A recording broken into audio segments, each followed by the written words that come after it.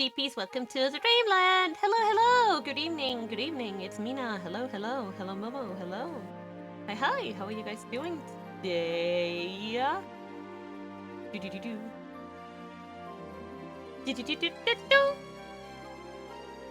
I am having a splendid evening with my blanket and all that good stuff. Boy, am I excited. Am I excited? I called it. I don't know if you remember last week, but we found out that Tama was actually Maria who's lost her memories, and that's so pog. I called it. I don't know why, but that was like, yeah, I'm so smart. Mina smart. The smartest Mina ever. So that is something I very much appreciate. I mean, I don't know if I'm actually smart. I think that one was a fluke, but you know. I'm just stalling, because, you know, the music is chill and I could just hang out here all day. Oh yeah. I said what I said! Yeah, okay, so, but yeah, we found out. We made some eggs on rice, which is delicious, and we found out who Tama was, and what else did we do last time? I'm just, my mind is full of the eggs on rice. Right, we really struggled to proceed with Kano. Holy crap. Okay, I have no idea what's going on now. Like, this is gonna what? Right, I remember this. Oh god. Yeah, she does that. It's so fun.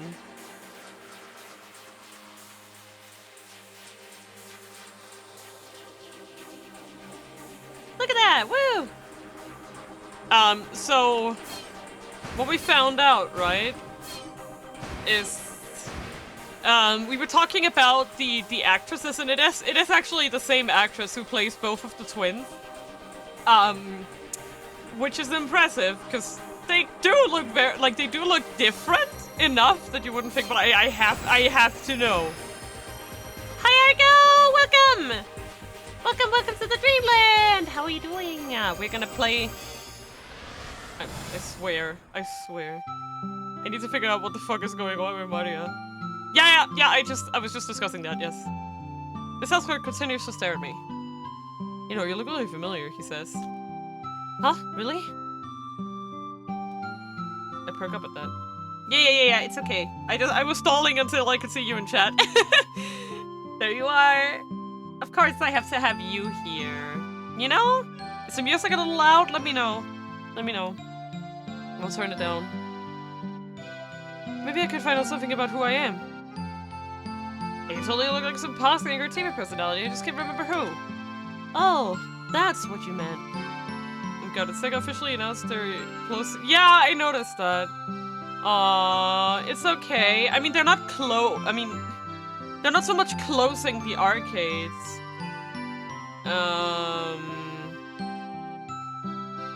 They're selling the arcades, I believe. Like, they're selling the arcade rights. I don't know what that will mean. Aren't they converting them into other arcades? I forgot what the other company was called, but my shoulders slump in disappointment. Look, if you're trying to flatter me, how about a discount on the necklace? Okay. I mean, it's just something I picked up on the side of the road. Oh, the sales clerk stayed for a moment. Okay, how about I take out 10,000? 30,000, it's yours. You mean it? That perks me right back up. Yeah, but there's zero guarantee it will even be remotely similar, or Seiya won't drop license later. It's just so sad. I get that. Guess I'm easy to please. Get your mind out of the gutter. That's not what she means, and you know it. You're the one bringing it up! Sure, you look like you might need to buy some new clothes, too. He points at my sweater. Oh, it's ripped. There's a tiny tear in the left shoulder. What are we going to do about the cat? Says Gorgatz. Want me to dispose of it for you? He just shows up my costumes with his jaw. All right, what should I do?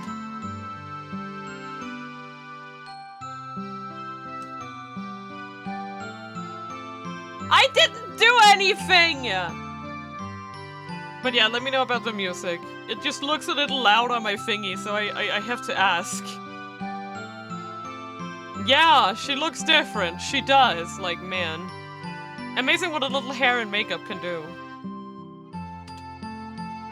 I feel a little guilty about how I'm going out of his way for me more than he has already. Maybe I should deal with it myself. He looks a bit disappointed when I tell him that. It is, but not really loud. Fits nicely with all. I can hear you clearly. Okay. Okay, maybe just a smidgen. Just a smidgen. Like that. No more than that. I buy the necklace for 30,000 yen and leave the knick-knack shop, hauling the costume with me.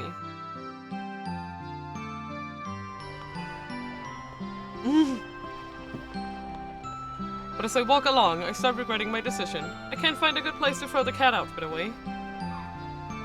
Finally, I spot a convenience store that looks like it'll do just fine. One of the employees is out front cleaning out the trash can. Several large garbage bags line the side of the road. Perfect. Maybe I can have him toss out the costume along with everything else. Excuse me, so I've got this old cat suit here. I figure it can't hurt to ask. Yeah, I know. This shop boy takes the costume from me. Taku Okado, 22-year-old getting by on part-time employment. Recently, after a number of employees quit on rapid succession, the owner hurriedly took out several new hires, but for some reason, instead of everyone chipping in on the cleaning, Okado always winds up stuck doing it. Here to throw this thing out. I got it. He sounds wholly unsurprised. He accepts it so blithely that I actually feel bad. It's been like this all morning, he says. I don't even care anymore. Just throw what you need and be anyway, I guess. It's been like what all morning? I'm out here cleaning and people keep dumping trash on me. Because it was this couple that up and threw garbage Wait! Yeah, Achi, and he told me! Yes! The two have just run into a girl called Karan, I remember. After that, some homeless-looking guy came by, took all his clothes off, and left. That's Sasayama, Detective Yuji Sasayama from the Shibuya precinct. At the moment, Sasayama is searching for a costume for his next disguise. Like just now, some chubby girl tossed out some empty cardboard boxes and a bunch of empty bottles. Right.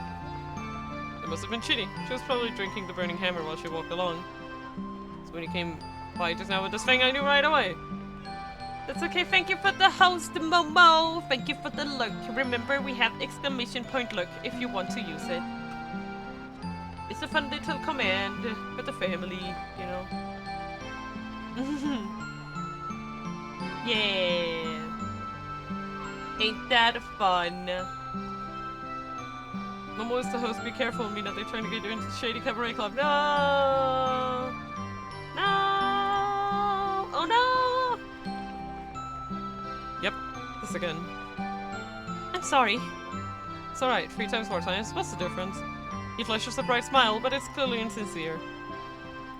Then he looks at me more closely. Huh. Aren't you the girlfriend of that dude who threw the bag of garbage at me? What? Nope, not me. Oh, guess I'm misremembering that. Well, anyway, thank you for your help with this. Give the guy a bow. Yeah, her body language was completely different. She's like, I mean, I guess. Aww, that's so sad. Why did we have to get here today? That's depressing. I really hope they won't stop Diva games, but considering they're not looking forward to doing arcades and profits from Sekai, I doubt it. I really prefer Diva titles. Yeah, I don't know what's gonna happen to Diva games at this point. Honestly. X didn't do very well, and that is technically the only new game. So it was like, even before Sekai was a thing, Project Diva was having a bit of... Oh, I guess there is Megamix, but I don't know how Megamix did. I haven't looked into whether it was successful or not. But the game before Megamix, X, was not doing well. Even though I liked it. Yeah, true. Like, X was actually genuinely a new game, like all new songs and stuff, but people just did not like it. Checking the directory by the entrance, I see that it's got several clothing shops and an arcade inside. They probably sell shirts in here. I hurry on inside.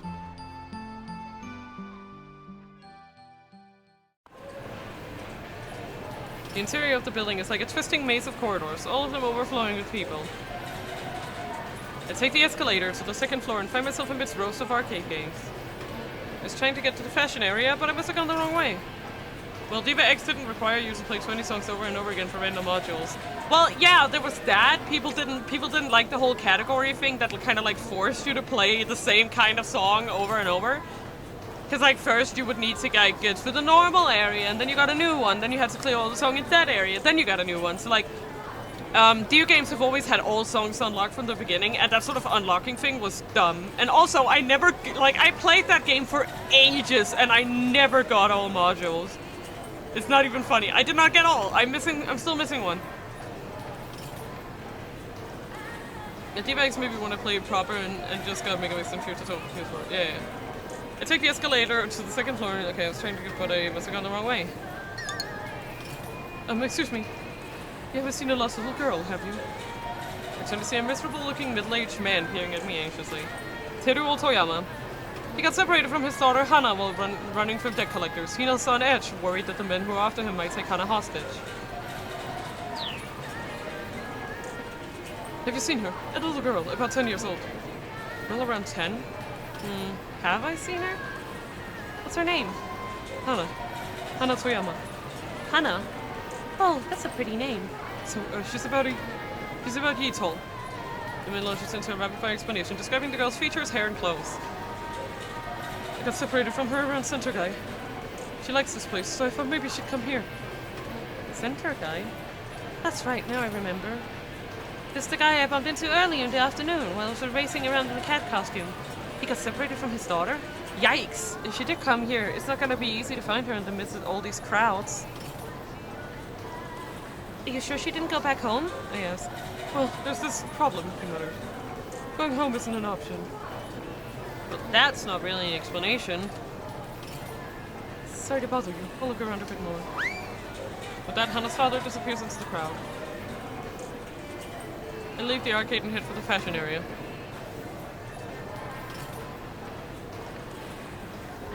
I bump into Mr. Yanagishita in a hallway lined with photo booths. Huh, boss? What's he doing in a place like this? Oh, Tama, you're out of the suit! For some reason, he's got a bunch of magazines strewn across the floor. Yeah, I finally managed to get it off. It's good. I wish you could have been at the sales demo without your face hidden away. What are you doing? What are you doing? You mentioned something about a crate earlier. Are you going on a trip? Yeah, I was, but then I remembered something important. Like motion sickness, something fierce. He sounds kind of proud of himself. So yeah, no trips for me. Heck, I don't even want to think about that now. What about the money you owe? I asked, curious. Well, as it happens, I think I may have found my solution. He brings a hand to his mouth and giggles. Right here. I found a great way to make a killing. To earn a lot of money, usually in a very short time and or with a little effort. The phrase originated in the 19th century and refers in reference to hunters who were paid based on the number of kills they made. Interesting. He opens a magazine he's holding to a scratch card with a potential 100,000 yen prize. Just got a scratch of one of these to win 100,000 yen. All I need is 30 of them, and my desk squared away. Each magazine I can nab is more money for me. Despite his enthusiasm, his story doesn't quite add up. Are these scratch cards guaranteed to win? No, of course not. It's a lottery sort of thing. But then having 30 copies of the magazine is hardly a foolproof solution. Quite the opposite, in fact, but I hold my tongue. I love those pics. The couple in the BG is like, no. Okay then, now that my goddess of fortune tell us here, let me hurry and scratch these chuckers off. Yeah, then she begins fervently scratching away at the first copper coin. Oh, that one's a loser. Maybe the next one. Nope, that's a loser too. Damn it, so is this one. Ah, this one. In spectacular display, he scratches one losing card after another. Bad end music. Yeah. Soon he's down to just one last magazine. You're not a very lucky person, are you? Oh, please don't say that. Mr. Nagishita looks like he's on the verge of tears. I stare at one of the losing scratch cards. You know, if you could just see the symbols through the card, you'd win for sure, I say jokingly. I hold the card up to the light. When I do, I really can see the symbols for the card. Boss, I think I might have just... Shh! Interrupt me before I can share my shocking discovery. I look at him in surprise.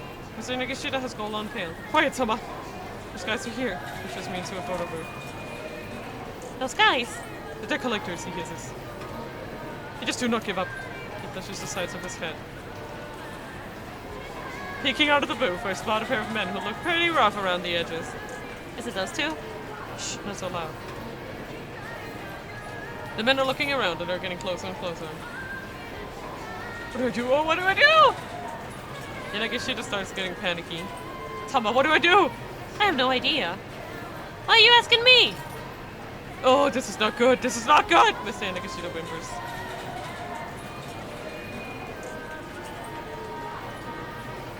You know what? You know what, Miss Yanagashita? You haven't really earned it, but...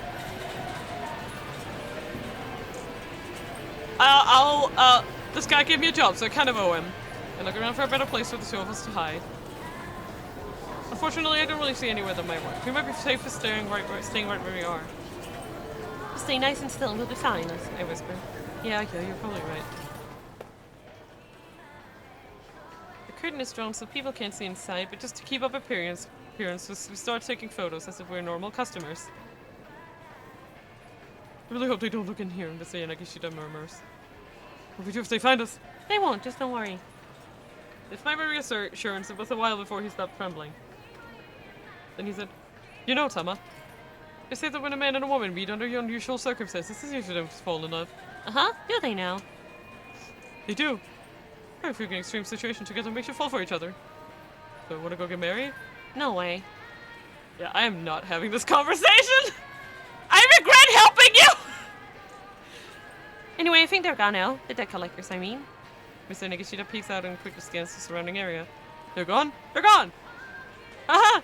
So long, losers! The sphere has given way to a burst of manic energy. Guess I'm in the clear now. Thanks, Tama. Come on, let's take some commemorative photos. Huh? To commemorate what exactly? Come on, it'll be fun! Okay, big smile now! Ready? Cheese! Butter! Margarine! Aww.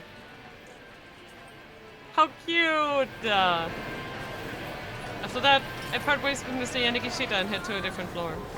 I don't tell him about being able to see for the scratch cards. I think I really ought to develop a proper work ethic.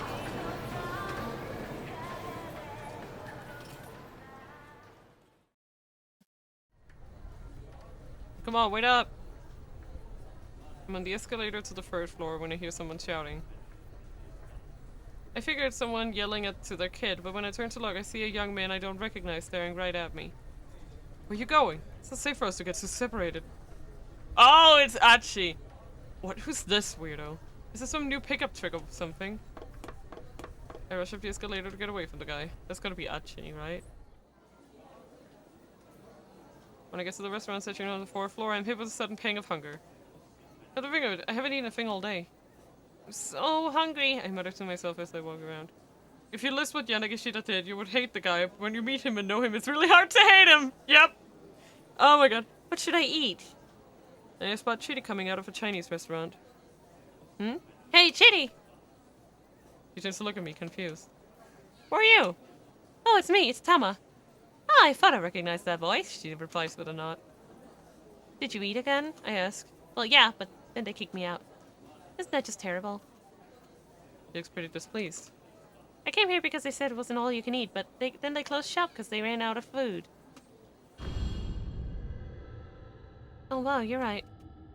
I spot one of the restaurant staff hanging a closed sign on the front door. Man, now my early afternoon snack is ruined. An afternoon snack? At an all-you-can-eat buffet? Can't help but stare at Chidi's midsection, amazed by what that stomach is capable of. By the way, have you seen the boss? She asks. I thought he finally accepted that he needs to buckle down and work, but he's got some new crazy scheme. Guess the guy's just never gonna learn. I figure nothing's good gonna come from associating with him. I'd be careful if I were you too. Huh. And with her little rant, Chidi says goodbye and heads off among the restaurants. Hitomi? Who said that? Were they talking to me? No, it's Tanaka! I turned to see a businessman of some sort staring in my— Oh my god! That's even crazier! Wait, what? Tatanka! Like everyone I've run into today, I don't recognize him. For some reason though, I feel relaxed in his presence. Is that you, Hitomi? Hitomi? Could that be my name? Or are you Maria? No, As I fumble for words, the man peers at me with obvious concern. What are you doing in a place like this? We need to get you back home. Your parents are worried sick. My parents? Did someone find a missing person report while I've been wandering around with amnesia? The man leads the way and I follow. Bruh!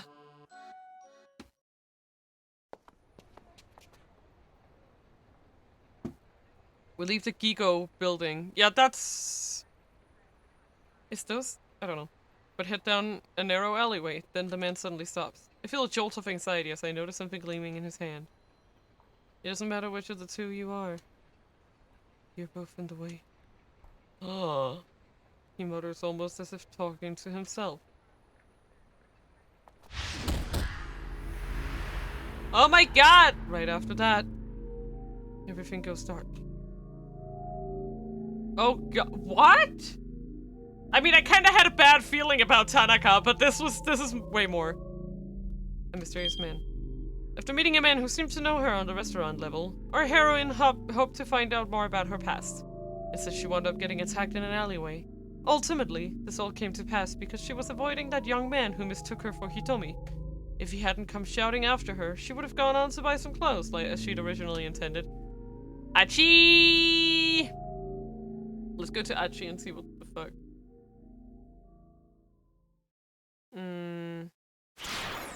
Or, actually, before that, I want to try...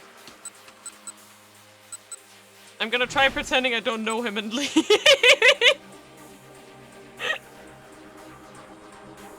I wanna try it! I wanna try it, okay?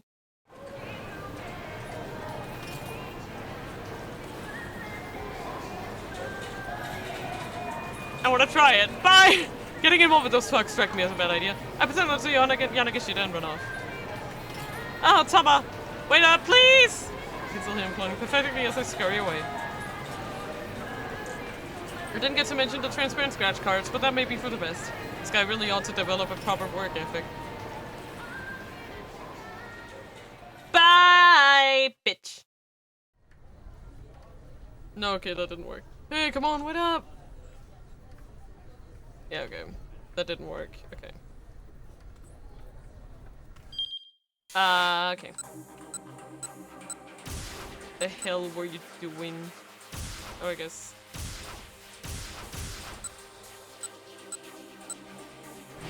Here. Okay. Well, I did it now. Who knows? You must be. You told me.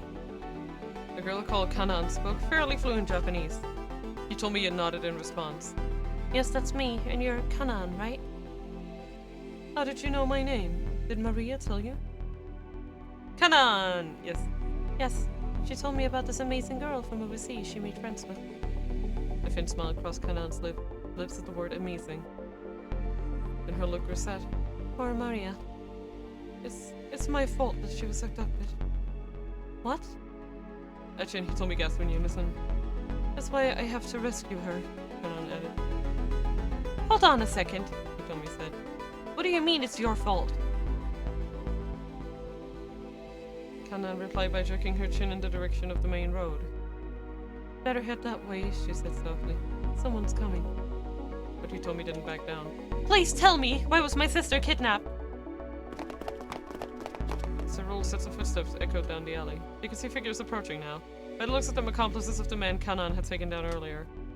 You two get out of here, she warned. I'll handle this. She stepped out in front of Achi and Hitomi, moving with such confidence that they didn't doubt she could handle the threat. Comes the Gigo go building at 3 o'clock, she added quietly, never taking her eyes off the advancing syndicate members.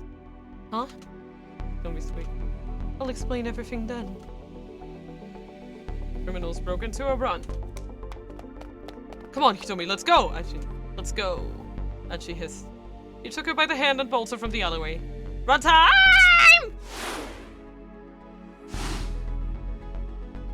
They really do seem like different people. I mean, props to whoever plays them. The two didn't slow their pace until they put plenty of distance between themselves and the alleyway. Kanan said this was her fault. What could she have meant by that? The hard run hadn't made Hitomi forget the other girl's startling suggestion. Well, she said she'll meet up with us again later, Achi said. We can ask her more about it then. In the meantime, like normally you'd think it's easy to spot it's the same matrix, but in this case it's not that obvious at all. Yeah.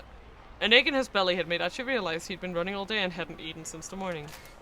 People on a diet need to be careful about skipping meals. Going too long without proper nourishment can cause the body to store up its energy reserves, leading to weight gain instead of loss. Proper eating habits and proper exercise are key. That is true. Maybe it's not the best timing, but do you want to get some food? I'll be okay.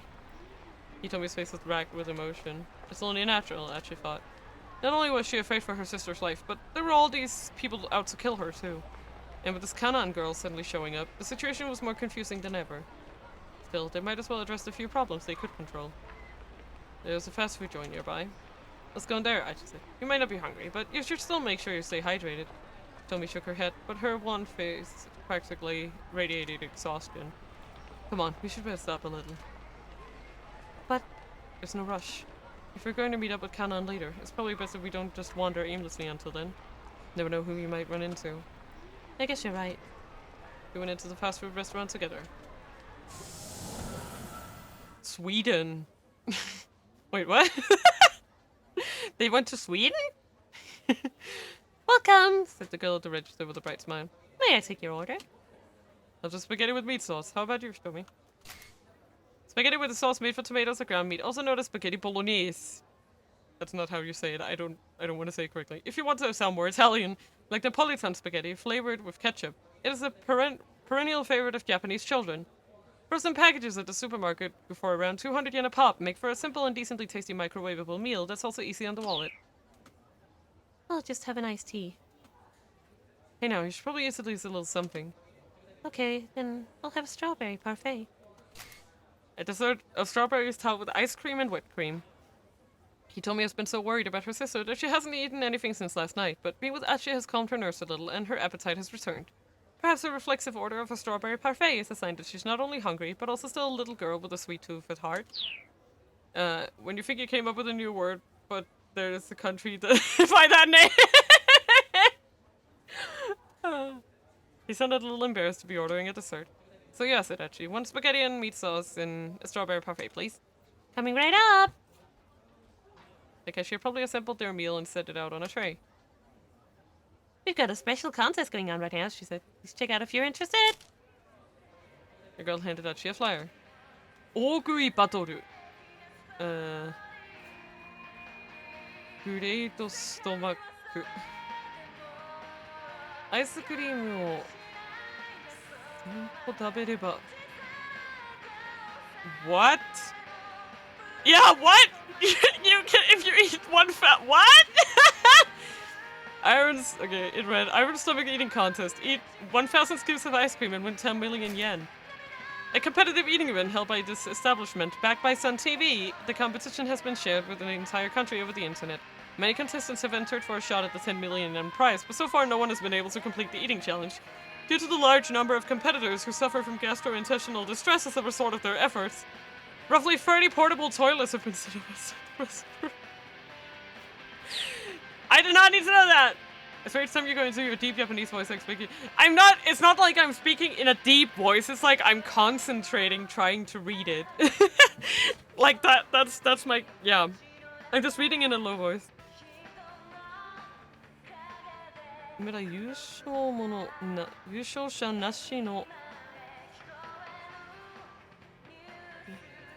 let's see. Ibukuro ni... Oh. I see, okay. Okay. I know. Of course it is. Yeah. What the heck? Archie said at the flyer as he took a seat at an open table. 1,000 scoops? That's impossible! Anyway, let's hurry up and eat. As Archie stuffed his face with spaghetti, he thought back to their encounter with Kanan. The girl had helped them out, sure, but could they really trust her completely? It might be dangerous to meet up with her again. Still, Hitomi needed to know more about what had happened to Maria. And Kanan obviously knew something about that. It looked like they'd need to take that risk. It is catchy. Hello, Ava! Welcome to the Dreamland! It's totally okay. Remember, we have exclamation point lurk. And you can also host a stream if you want. But that's... yeah. I hope you enjoy the time. It's definitely a game that you can go at your own pace. So we just take things slowly. My sister really is amazing. Huh?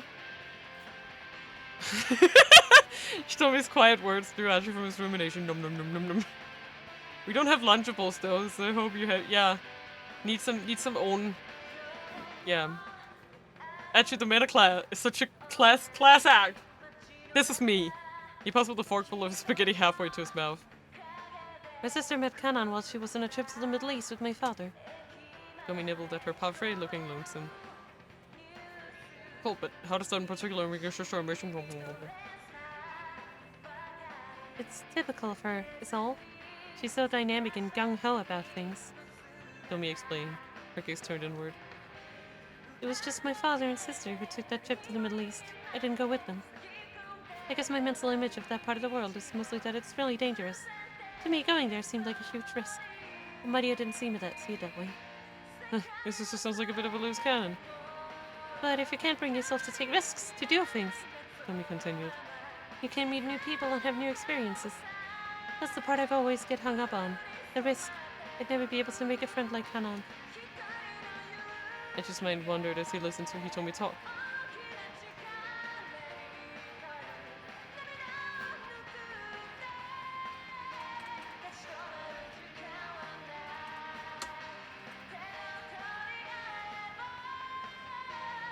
I don't know. I'm actually not sure if it's a good idea to say anything here.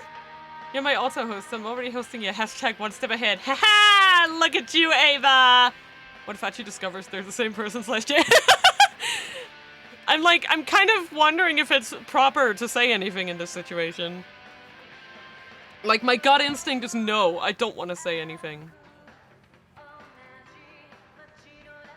I don't know, it just feels a little like, oh, but you're still unique. That just like feels like, I don't know. Does that make sense? Am I making sense? We could just chill the music. No.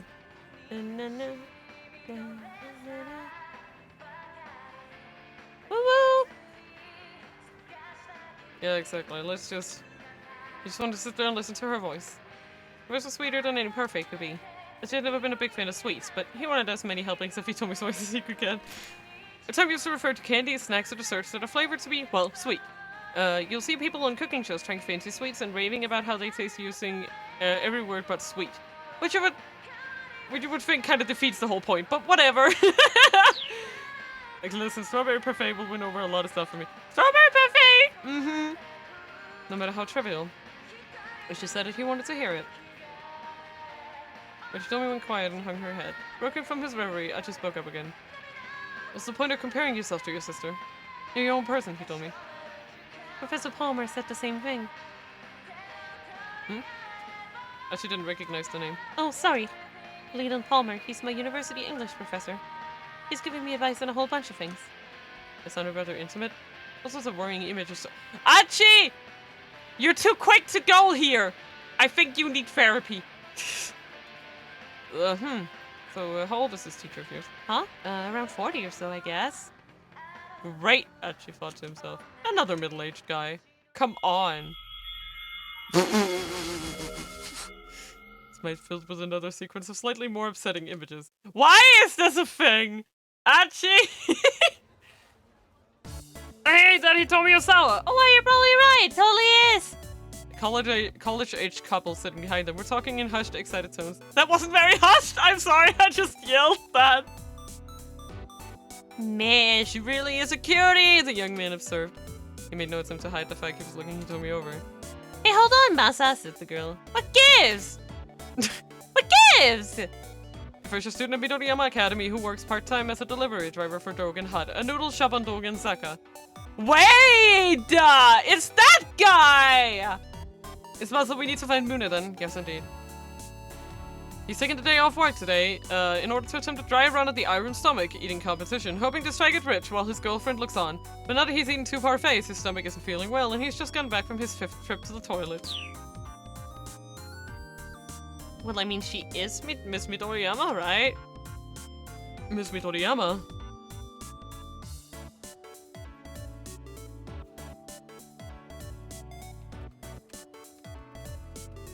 I don't know. I don't care. I'm not gonna give it, but I just said nothing but kept his ears tuned to the couple's conversation. You sure that's her? Yeah, it totally is. No, it isn't. Isn't that Maria Osawa? Oh, huh, maybe. By the way, she's super cute. Hey now, Masa, what gives? I got them the other way around. Oops. It's so hard! Ugh. A freshman student at Midoriyama Academy who works part-time to do. Okay. He's just back from suffering in the restroom, his stomach rather upset from eating too much parfait. While doing his business there, he happened to spot a magazine on the wall rack. Looking through nonchalantly, he came across a potential 100,000 yen scratch card inside. Seeing that it hadn't been scratched off, he considered trying for the prize, but then deciding it was no time to press his luck, left the restroom without scratching it. And he turned back to Hitomi. Is that true? He asked, peering intently at her face. Well, yeah. She nodded with an awkward smile. I mean, you are really cute and all, as she said. Miss Midoriyama, well, I'll be! Actually, such a himbo, Jesus. He is! He nodded to himself as he took it all in. It was Professor Palmer who convinced me to enter that beauty contest, actually. The Miss Midoriyama contest at the Midoriyama Academy is considered one of the top student beauty pageants in Japan. Pin-up shots of both Hitomi and Maria have already graced the pages of several magazines. Talent agencies have also made attempts to scout them, but both girls declined, claiming that they entered the contest just for the memories and that they have no interest in show business. Yep. Huh. I just well chested up a little. You said if I really wanted to change myself, I should try entering. She maintained his outward composure, but inside his heart was racing. Tanaka and Palmer, which of them held Hitomi's true affections? None of them! What are you talking about? Oh my god. Like, this guy is a lot, because it's like, a girl asking a teacher for advice? Sus! He's just like, sus! I should play 40 chess with his dead brain cell.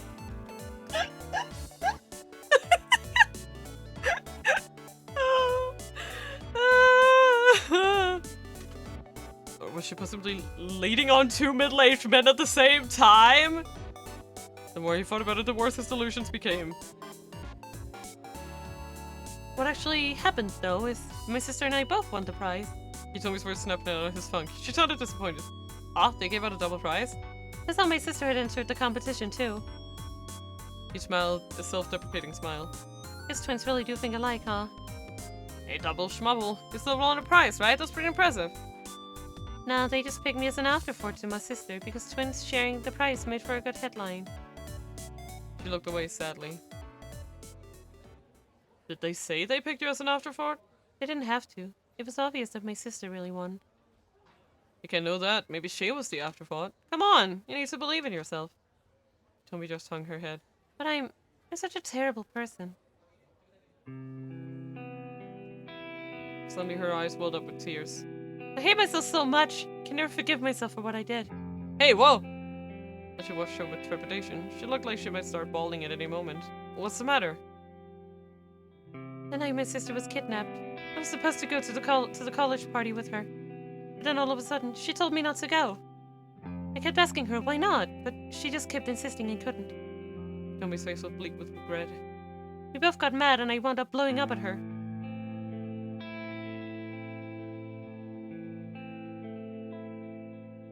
Yeah, wow. Like, looking at them like this, they do look like different people! That's insane! Wow. Okay, I get it. I don't need to go to the party. Fine. I'd just be a little tag-along anyway. Just like in that beauty contest. You couldn't just let me enter that by myself, could you? You always have to be the center of attention. Maria scowled. Fine. The party starts at 7 o'clock. Try not to forget, okay? Yes, the level of you truly believe. Yep. Like, they look the same, but yeah, it's like, whoa. I don't know. Maybe, I don't know. Maybe there was some, like, I don't know. I don't know. Like, the makeup, like, whoever did the makeup for this really knew what they were doing. Cause, like, it's like how their eyes kind of look, also, like, in relation to their eyebrows. There's just so much going on that I could mention. I was kicking myself as soon as I told her off. My sister isn't the sort of person to tell me what to do or not to do. She must have had a reason for not wanting me to go. I was planning on apologizing to her after the party, but then she was abducted, right? I have no idea what makeup magic did it. Yeah, exactly, wow. And she polished off the last of his spaghetti. Sent his fork and wiped his mouth. Told me, I get what you're trying so hard to save your sister, he said. And maybe I'm not as tough as that Kanan girl, but I'll stick with you to the end, if you'll let me. He tried his best to convey an optimism he didn't really feel. And once we found her, and she's safe and sound, you can tell her you're sorry about what you said. At long last, she told me cracked a smile.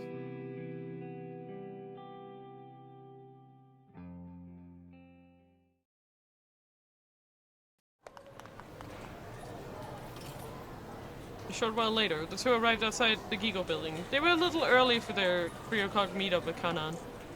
They had decided that searching at random for the blue main event was too risky. It could easily draw the attention of the man with the cane or the foreign kidnappers.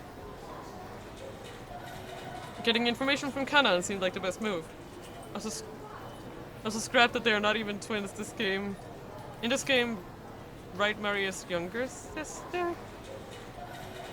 Wait, are they not twins? Did they not just say that they were twins? Wait, what? Oh hey, she said as they waited. You've got a little rib in your top. Tommy glanced at her shoulder and saw the tear in the fabric. oh, you're right. When did that happen, I wonder? Must have snacked it on something while we were running, I guess. We've got some time before Kana gets here. You want to try some new clothes? Huh? Are you sure that's a good idea? Stick out if you're just standing around here waiting. Might as well head inside until it's time. As many celebrities did their shopping at Gigo, there were bag entrances for times when the place was crowded. Everyone who frequented the old shopping district knew about him, including Achin Hitomi. I have no idea why I had mentioned when they were kids with Osawa, they were not the same age, but... Yeah, cause I mean, she might be the younger twin. I don't know about that, but they just said 5 minutes ago that they were twins. In a pinch, one of those bag entrances could be an escape route.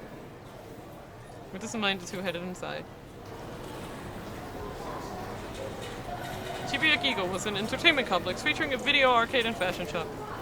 At the time of the story, Gigo includes not only a fashion mall, but various amusements on its different levels.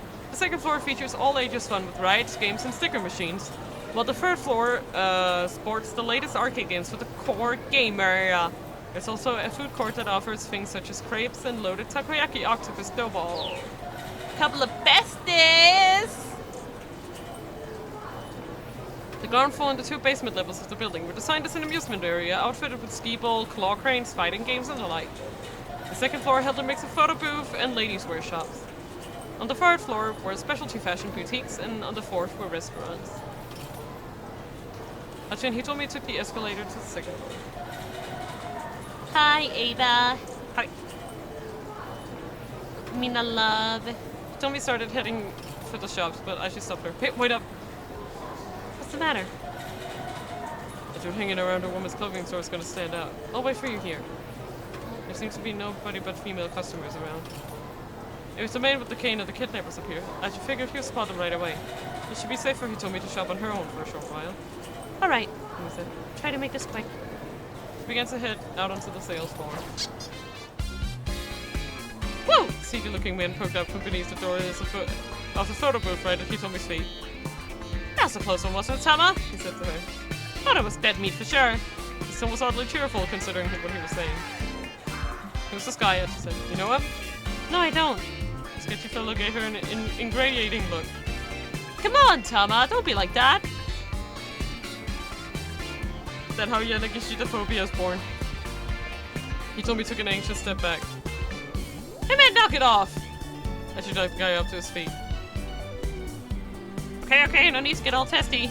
What's this guy, Tama? He your boyfriend? Boyfriend.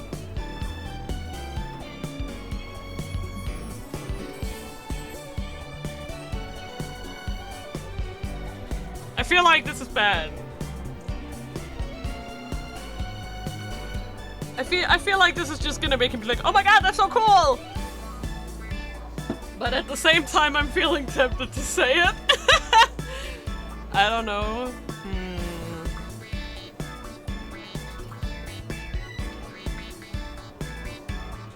I feel like she might get mad. Do it! Okay. That's what he was about to say, but he told me spoke up first. No, he's not.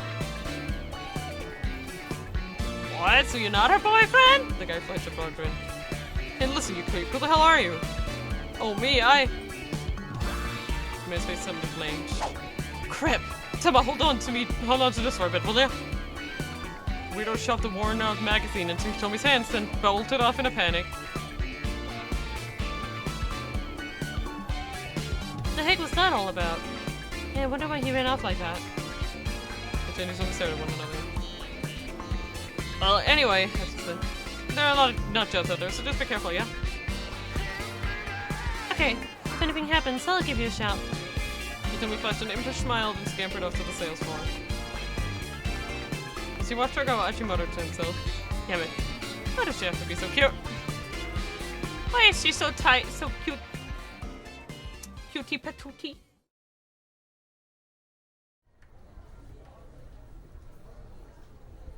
5 minutes or more passed as Achi waited for Hitomi. He stood by the escalator, almost as if he were keeping guard. Female shoppers began to give him icy stares for being somewhere he probably shouldn't.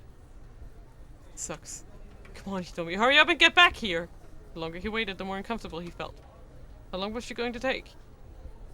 And he happened to turn around to see Hitomi riding the escalator up. It looked like she had indeed bought some new clothes. Hey, Hitomi! She didn't seem to hear him.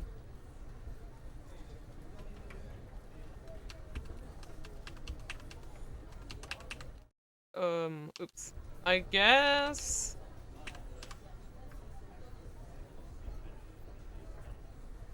He decided to go after her. I think this might actually be... Had she forgotten where he was waiting for her? She stayed on the escalator, heading up toward the top floor.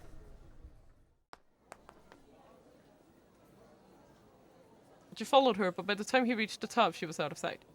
This is the restaurant floor, so it was more open than the other levels. A floor designed solely for eateries. Typically, this is the topmost floor of a mall building like Gigo. Those who head up here during morning hours will likely find the place deserted. Gigo's restaurant floor features a variety of different cuisines, including Chinese, Italian, creative Japanese food, sushi, tempura, and other delicacies from around the world. On one spectrum, we have people who don't recognize someone after changing hair. On the other side, we have those who mistake people for someone else that looks almost nothing alike as they just did minutes ago. Yeah, exactly. Like, I could believe it if they were, like, somehow wearing the same skirt or something, but the fact that, like, why would she buy a whole new outfit? That makes no sense. Like, it was just her top layer that was, like, maybe it was like one of those sweaters that has a fake color and she would need a whole new shirt. But why would you buy a whole new outfit? She already have fucking skirt and shoes on. It would just be more shit to carry. It's a waste of money. I'm sorry. He hurriedly began to look around. As he wandered, he bumped into a man talking on his cell phone. Oh, sorry, my bad. She held up a hand in apology, but the man was too engrossed in his conversation to notice. No, you're not getting it. The lock was undone, too. The man started Achi by suddenly shouting into his phone. You need to consider the risk of it getting out. Whatever this guy was talking about, he sure was angry with whoever was on the other end. I'll figure out what to do about the minivan. You just handle things on your end. Minivan? Achi's interest was piqued, but he needed to find Hitomi before he let anything distract him. As he scoured the fourth floor, he came across a tiny Chinese buffet and noticed the large windows on its outer walls. You can see a lot of Shibuya through those windows. Maybe Hitomi had decided to look for the minivan from up here. One of the restaurant employees came rushing up as Achi headed inside. Sir, I'm sorry, she said. Oh, sorry, you'll have to forget the inconvenience. We're not open to the public, not right now, not at the moment, I mean. The employee's voice was oddly subdued for some reason. Masai Take, a part-time staffer at Imabiki Chinese restaurant. Her boss chewed her out pretty bad for showing up at work with her nails manicured black. She was ordered to go to the restroom and scrub them clean, but no amount of nail polish remover was able to do the trick. And so she's been dealing with her boss's wrath all day long. Ooh, spoopy. Why not? Achi asked. The Crying Cafe? Those themed eateries are getting crazy. I know. Oh. Well, you see, one of our other customers ate all of our food. They ate all of it? Looking around, Achi saw a chubby young woman camped out at the table by one of the windows. Set out before her was a veritable mountain of plates. What I'm trying to say, sir, is that we are closed for the rest of the day. Oh, but I'm with her, actually, Achi lied. Without waiting for a reply, he barged into the restaurant. Took a quick look around, but there was no sign of Hitomi. Before leaving, though, he figured he'd at least take a look at out the windows. The huge glass panes looked out onto Dogensaka. He had a decent view of the roads, but he didn't spot a blue minivan. Achi dropped his gaze to the sidewalk outside of the building. Bruh! Oh, shit. He let out a tiny gasp. Even from 4 stories up, there was no mistaking what he saw. A group of black-clad foreign men had gathered outside the building. Had they figured out that he and Hitomi were inside? He needed to find her and fast. Well, Backstreet's boys, back! Alright. No, fuck. That isn't alright at all. He raced out of the restaurant, alert for trouble. Damn! We gotta keep it outed. Yeet. Sorry. Huh.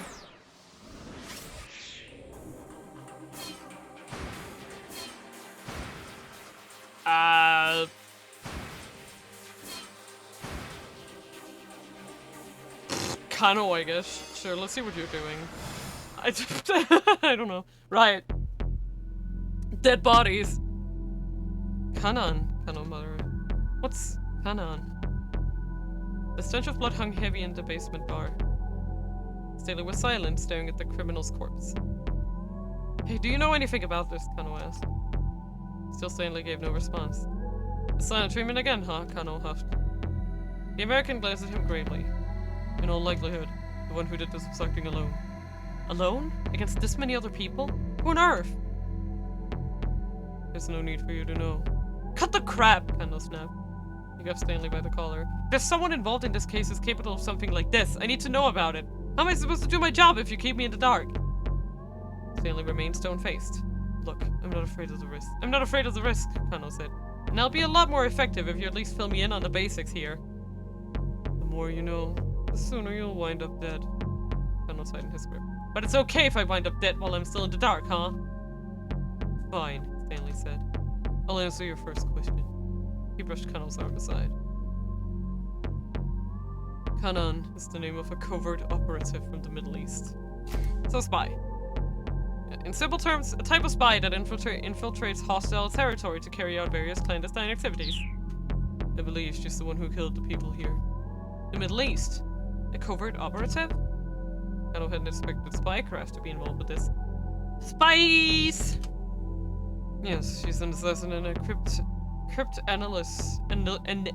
analysis specialist. Goddamn, that's a hard word. I'm gonna look it up because I want. See, this is what I would have liked an entry for. What is it? It's a process of finding weaknesses in cryptographic algorithms and using these weaknesses to decipher the ciphertext without knowing the secret key. So it's a form of. No, it's a form of code cracking. It's basically a way to brute force codes, I believe.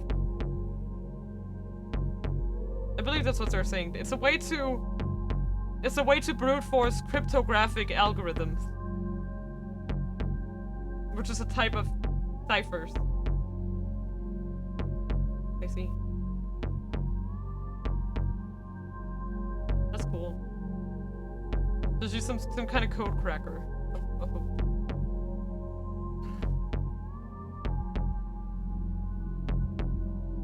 Someone who can analyze the security of crypted data and determine how it was crypted. Yeah, exactly. Like it's a way of I don't know, like, that sounds to me like I mean, I know brute force is not the right word, but it's getting into, it's getting into encrypted data without having the key, right? Like, normally you need some kind of unlock key? As far as I understand? I might be misremembering, but that's how I remember it. You recall the mass jailbreak from Abu Ghraib prison a while back. A prison in Iraq, west of Baghdad. Under the Hussein government, it was an internment facility for political prisoners. But following the Iraq War, it was used by the US Army to house prisoners of war. In April of 2004, photographs of detainees being tortured by US soldiers were released, causing a massive scandal. President Bush later made the decision to have the facility demolished. You could say Layton is a crypt analyst because he determines how to decrypt the code based on his deductions, how it was coded. Yeah. Therefore, allowing to pick the right tool to get that. Yeah, exactly. Like, that's how I understood it, at least. It's like, you find basically a way to force into it without having the necessary key. Kanan was the one who provided the intel the escapees used to get out. Kanan was at a loss for it. The case was suddenly starting to seem a whole lot more sinister. Whoever this Kanan was, she'd apparently killed nearly a dozen people with only a knife. She was clearly no one to trifle with.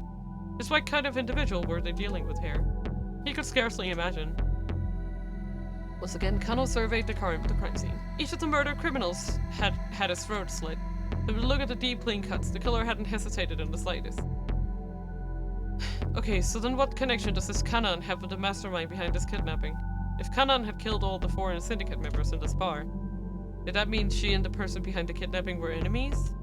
Or perhaps she and the kidnapper were working in concert and she'd carried out these slayings as a part of some plan, or to get rid of some loose ends? I believe I said I'd answer one question. Anyway, Stanley picked up a file from atop a nearby table. Apparently he wasn't in a sharing mood. Realizing that further questions would be pointless, Kano appeared sidelong of the file as Stanley opened it. Inside was a detailed map of Shibuya. Ah yes, Shibuya. There were various routes marked with arrows and times. Wait, this is the route they were... Wait.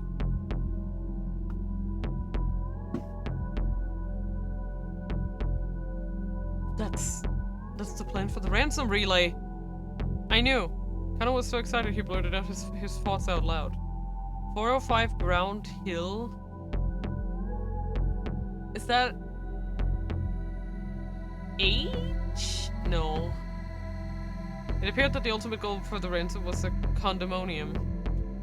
The address and the time 1420. Oh, there, 1420 down in the right corner. Were written in red ink. Kano put in an immediate call to the investigation task force to relay this information. Mina can read maps! I respect that it's an art that is dying. The final destination is Ground Hill number 405. Oh, number! That's what it was saying. Number 405 in Hito 534, Shibuya. Alright, told him. We'll look into who owns the condo in question. You and Stanley head over there now. I'm setting bag up to go in with you. You have 4 for a station to apprehend the suspect. Finally hearing the order that he'd so long been waiting for, Kano felt a spark of determination flare inside him. Kuze! Hello, Devil Oni-chan! Welcome to the Dreamland! Hello. Yes, so the... Oh my god. I think he was called the Communications Director? And he's like responsible for the communication center between all of the officers that's working on the case. I think. That was from like episode 1. I'm really trying my best to remember. Alright, let's go, he said, some of his excitement slipping into his voice. Stanley still solemn closed the file and followed him out of the bar.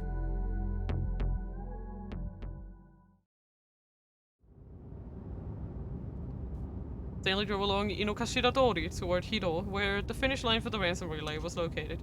His demeanor was cold and brooding, in sharp contrast with Kano's gung-ho readiness. He seemed lost in some deep and cheerless thought. Kusei's voice came in over the wireless as the car came out onto Meiji Dori. We've identified the owner of the condominium. It's... Kano held his breath in anticipation. The name Kusei spoke caught him by surprise entirely. No! Wait... Is it gonna be Tomi's address? No! No! No! That can't be it! That can't be it! I need to know! My instinct is telling me it's got something to do with Osawa. It's gotta be... Oh. I might be wrong. I do not want others intruding onto my domain. Accordingly, I do not intrude on others. That is how I've lived my life. It's all connected to Doodly! I know, right? That is how I forge my sense of calm. But something has begun to drive me mad. The boundaries between myself and others have started to collapse. Oh, he's really, like, going through it, isn't he? Sorry. Just checking my phone really quick. It'll be just a second. Yeah. Oh, I forgot I don't have any internet. I always have to turn my wireless off. I really need a splitter. Like, ASAP. Having one LAN cable is really not good. Not good at all, my friends. No goodies. Oh, right, this music again. I don't like it. I don't like it at all. Yeah, I switched. Sorry. I call it a splitter, but that's just because of what it looks like. I don't like it at all. Also, like, it's not my router. That's not the problem. I need to Look, the problem I have with it is not my router. I need to unplug my router because the modem only has one plug, right? Because I can't just plug my Ethernet into my Wi-Fi because my Wi-Fi sucks and for some reason makes the connection slower. Like, I actually like I don't dare stream when it's like that because then it's usually fucked. Like, whenever my stream is fucked, then I look down and I'm like, oh no, I forgot to do that. Maybe because hiding your Wi-Fi stealing bandwidth. Yeah, whatever it is, I feel like they put a limiter on the thing because like, I don't know. It feels kind of sus. That becomes something other than myself, and that is one thing that I fear I could never bear.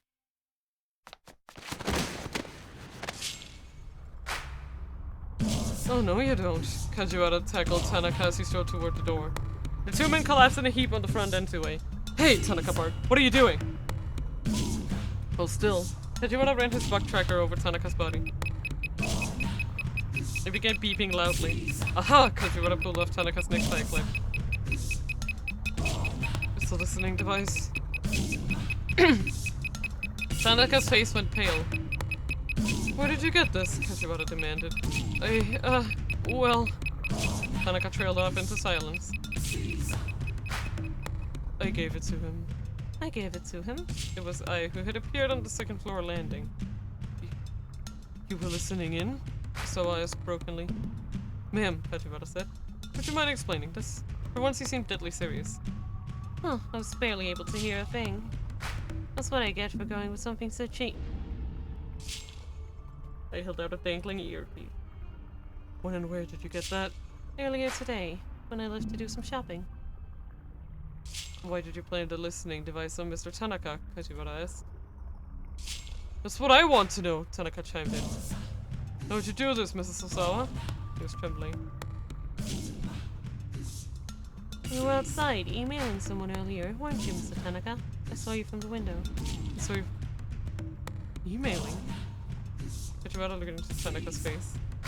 I nodded. He came back into the house shortly afterward, and I asked him where he'd gone. And what do you think he said? She was practically gloating, playing to her little audience. She began stalking down the stairs. He said he'd gone to check on something at the lab, despite the fact that he was out in the yard there, fiddling with his phone the whole time. So I figured if I bucked him, he might show his true colors and... Enough. So I cut his wife off. Tanaka had been emailing Hitomi, of course, but he couldn't reveal that now. I think I get what happened here, Kajiwara interposed. He folded his arms. Your wife thought that Mr. Tanaka was in contact with the kidnappers, and so she planted a listening device on him. The detective peered at Tanaka. Who are you emailing, sir? Yes, that's right, I chirped. Show us your phone, Mr. Tanaka. Let's see what you were really up to. Or is there some reason you don't want to show us? Osawa started to panic. If the police checked that cell phone, they'd find the emails from Hitomi. And if the kidnapper somehow found out about that, Maria's life would be in danger. But I was still relentlessly advancing on Tanaka. Hey, stop this! Darling? She turned up to him in surprise. Tanaka was sending emails on my behalf, Osawa said. I asked him to do it. And just who was he emailing? It was... He needed to think of a lie fast. Who the fuck is Pretty Honey? I don't know, work? That seems like the most believable lie. I might have figured out and then forgotten. Apologize! Apologize to the Pretty Honey! Apologize!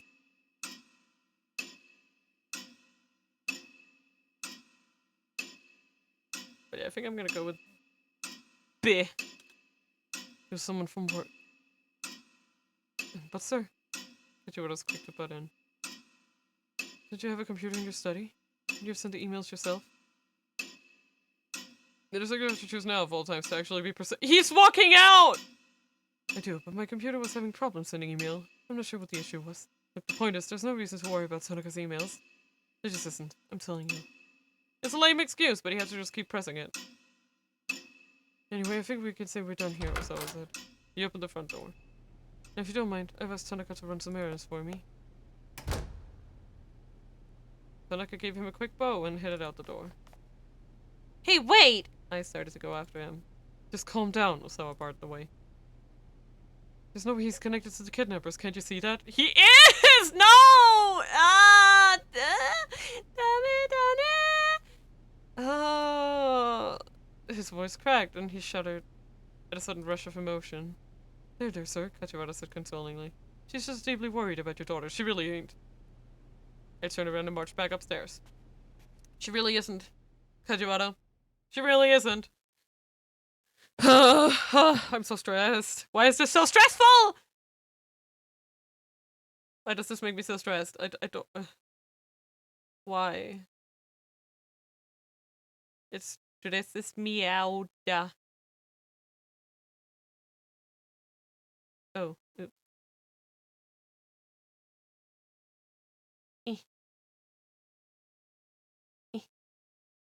There we go. But still... if she is so worried, giving a tie clip as a gift seems a bit... Clothing accessory meant to hold one's necktie in place. In the old days, they were a quintessential part of the salaryman's outfit, along with cufflinks and the company badge. Recently, tie clips have come back into vogue, with some older men, now more frequently referred to as tie bars. Huh. Kajiwara's muttering trailed off. What do you mean? Osawa asked. Oh, nothing.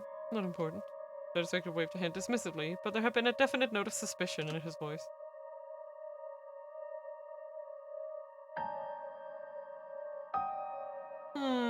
Sus! Oh, back to work. Kajiwara headed back into the living room.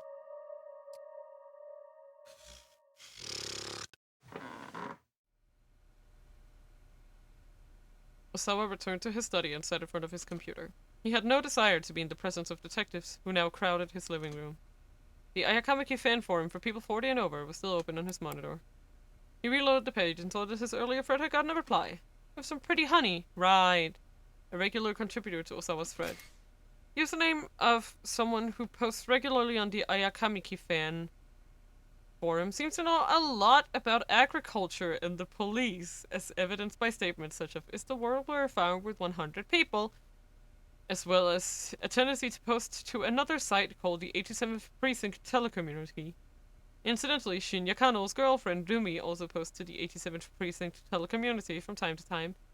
She has had several massive arguments with Pretty Honey there, but with the latter criticizing the police for not doing their job, while Rumi insists that police work is very difficult and deserves more credit.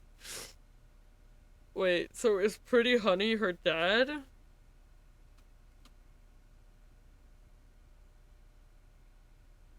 I'm opposed to the idea of Ayakamiki expanding into America.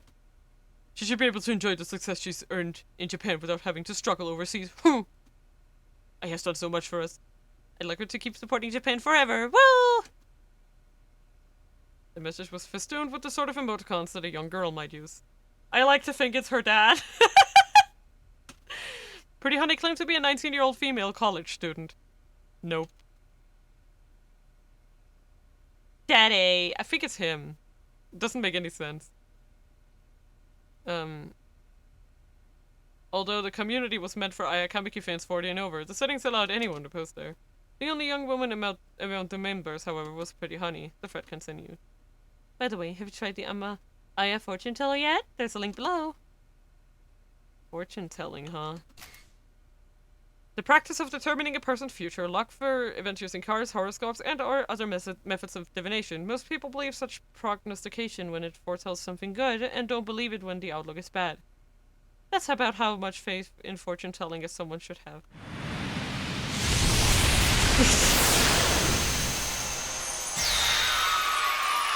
Very lucky! Woo!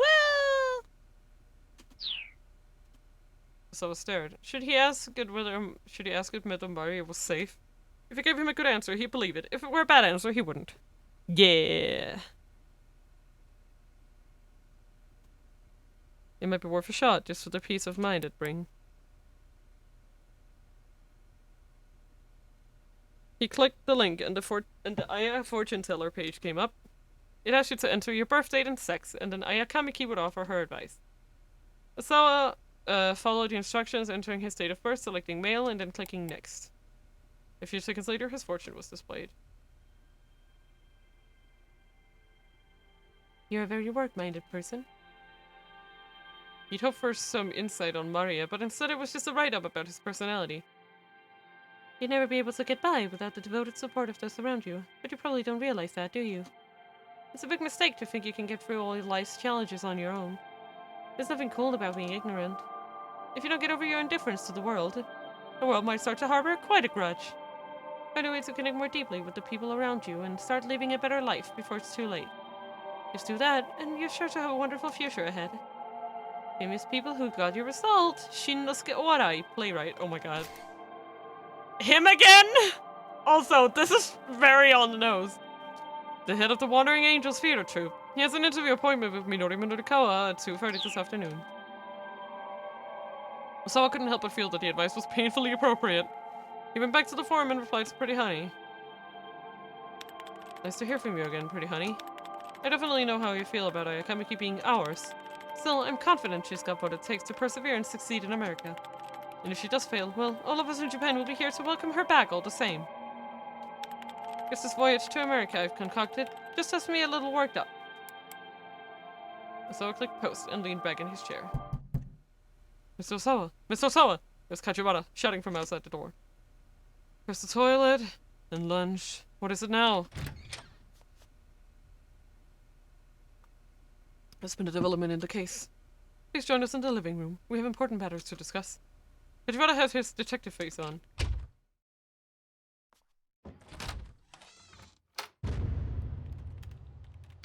When Osawa entered the living room, I was already there, looking stern and solemn. Now that you're both here, Kajibara said, allow me to share what we know. We've identified a location that appears to be the Syndicate's hideout. You have? What about Maria? Is she there? Osawa exclaimed. I still haven't been able to ascertain whether your daughter is safe. But then, what were these important matters she needed to discuss? Osawa felt a wave of anxiety rush through him. Sorry, I'm just gonna turn. Jesus. What is with all this wind, bro? Where's it coming from? There's nothing here. Denmark is flat. It's fine. The head on question is the condominium in Hiro, and it's owned by whom? Mr. Osawa, please calm down. Tell me. Come on, out with it. Kajibara took a deep breath. The residence is owned by Mamoru Tanaka.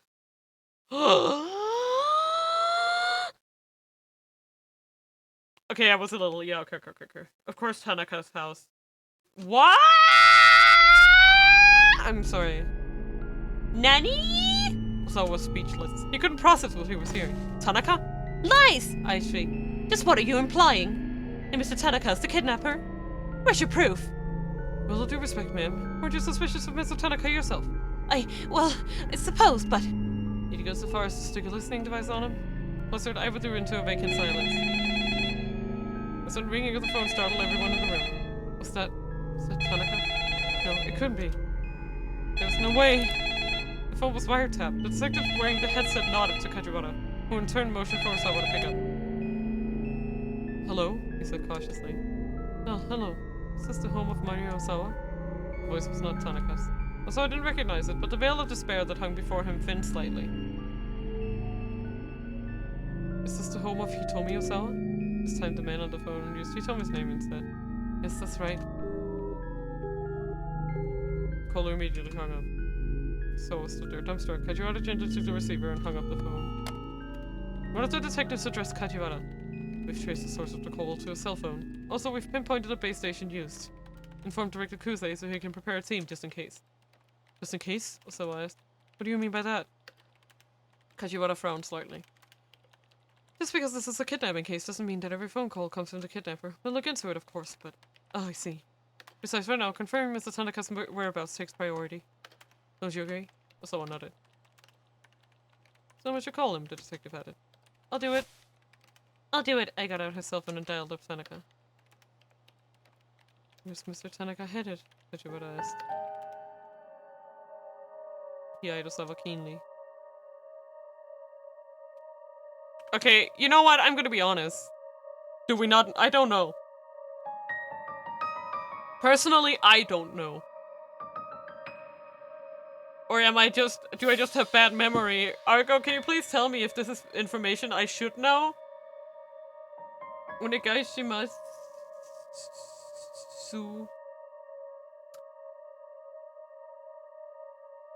Because, like, either I'm dumb or I'm dumb. But we all knew that.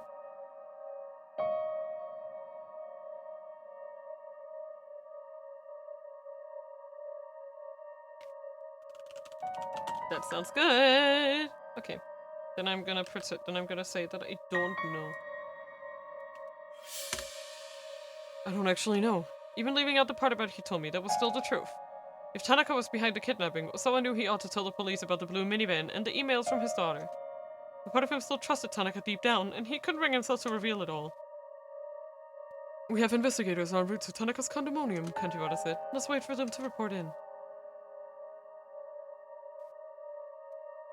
On the far side of the room, I was squawking in frustration. Despite several attempts, she hadn't been able to get through to Tanaka. Kajiwara's phone rang and he pulled it from his pocket. Colonel? What's going on? He hid it into one corner as he spoke to the receiver. It's supposed to be alright. What for, though? After a few more quiet words, Kajiwara held his phone out to Osawa. What if the investigators on the scene would like to speak with you? Frowning in confusion, Osawa took hold of the phone. Osawa speaking. Can I help you? This is Detective Kano from the Shibuya precinct. It's all connected! It's all connected! Time is critical, so I need to just cut to the chase here. There was a pause that the speaker took a deep breath before continuing. Did you give the antiviral drug to your daughter, Hitomi? What the fuck? Wait, what? How does Kano... Wait, how does Kano know about this one? Wait, what? Wait, what? Kano? Sir? Sir? What? Eh? Eh? What? What? What? I need a moment. Wait, what? Eh? This can't be real. You gotta be joking. What? No. I am...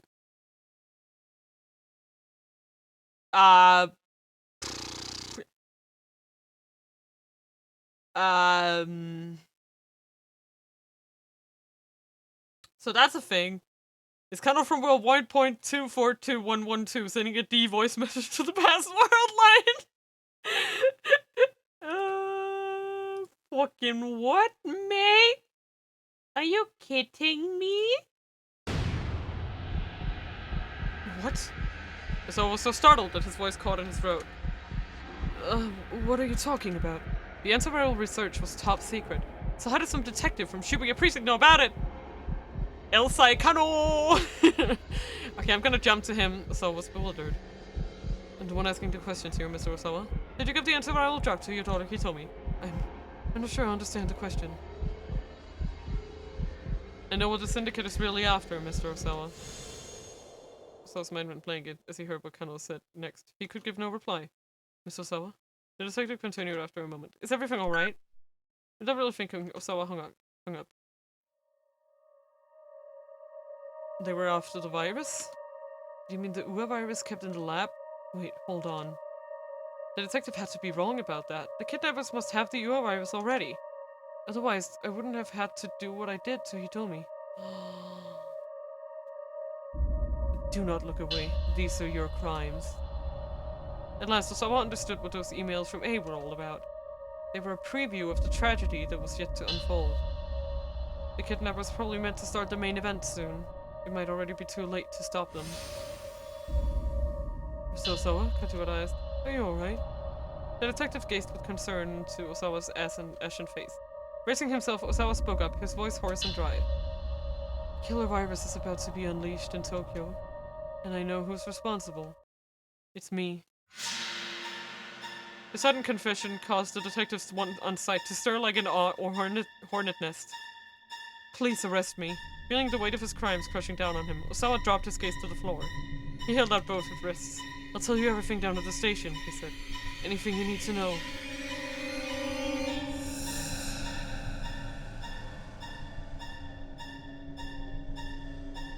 Osawa imagined bodies dropping left and right. There were limits to what might be cured by the small stockpile of antiviral his lab currently contained. If they were unable to quarantine the infected in time, then Shibuya, no, all of Japan might be engulfed in a pandemic that the drug could never stop. A massive outbreak of a particular infection on a regional, global scale. In 14th century Europe, a massive cholera outbreak is said to have killed 2/3 of the population, and the Spanish flu outbreak is in the early 20th century killed at least 25 million people worldwide. Given modern advances in transportation, some researchers are of the opinion that the global risk of a pandemic is higher than ever before. This game was 14 years ahead of time! No, okay, more like 12 years. It was 2008. Man, they were right! You were right! Shibuya Scramble! It was inevitable! It was bound to happen, yeah. But I don't know. I feel like playing this game right now is like... I mean, to be fair, the UA virus is way worse, but... You could only hope that his complying with the authorities might help stop the spread of the infection before it was too late.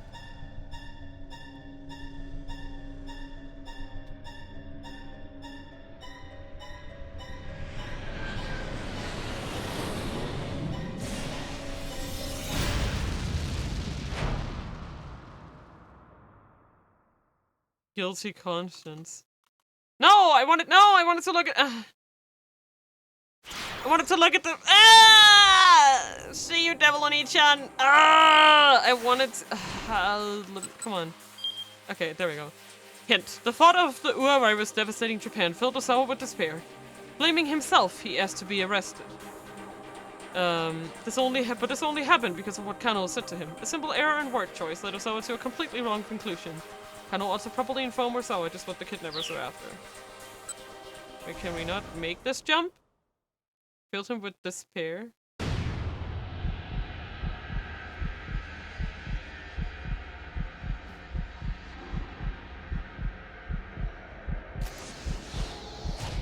I can't jump yet, okay. Back to the drawing board. I think there was another one. Here. Yeah, okay, this is where we jump. See you, Devil Oni-chan. I hope you have a good time. La la la. Okay. So...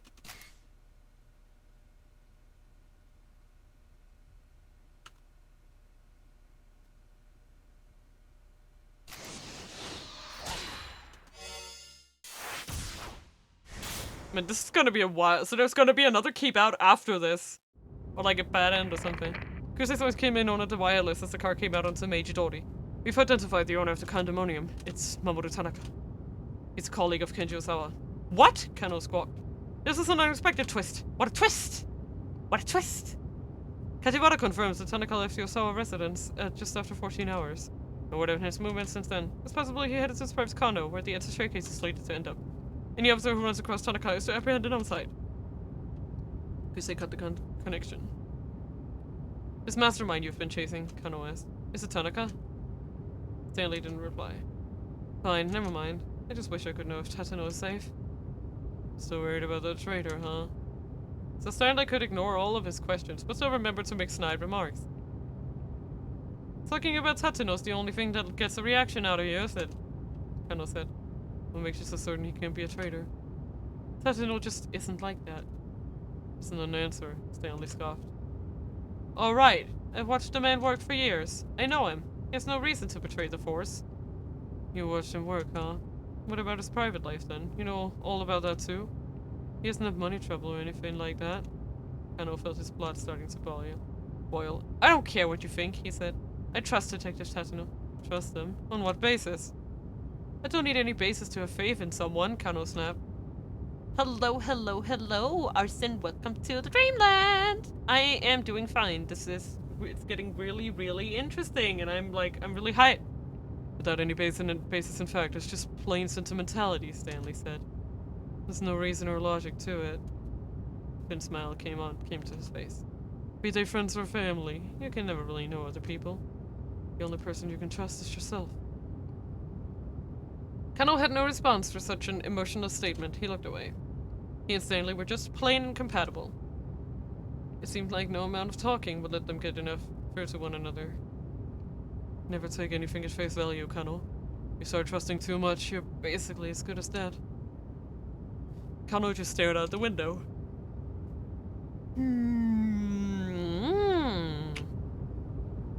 The Shibuya precinct came into view. Tanaka's condo wasn't much further now.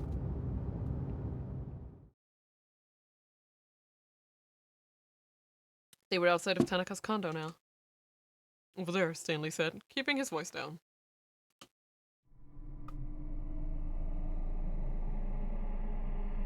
Across the street was one of the foreign syndicate members, walking briskly. The attaché case clutched at his side. I'm making the arrest! Kano, wait! Stanley exclaimed. Kano heard him loud and clear, but he had no intention of stopping. He approached the criminal at full speed, then leapt to tackle him around the waist. The two men fell to the pavement in tangled heap, the collisions on the attaché case flying. Kano's eyes tracked the case for a moment too long. He was caught off guard when the man threw a punch at him. The blow caught him right in the jaw, snapping his head back. For a moment, Kano saw stars. As he shook off the impact, the man sprang to his feet and sprinted away in the direction of Stanley's car. Stanley! Kano shouted.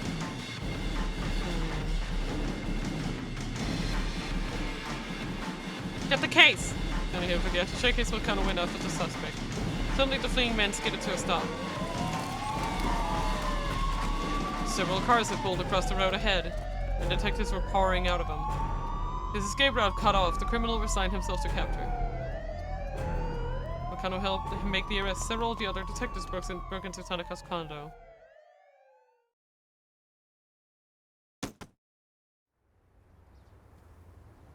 Stanley, meanwhile, was carefully inspecting the exterior of the attaché case. He'd already opened it. It was stuffed with bundles of banknotes. The 50 million yen ransom was back in police hands. This is a decoy, the American muttered under his breath. I wonder where. His words trailed off, but Kano had heard them. What did you expect? The detective demanded. Samples of that new drug in there?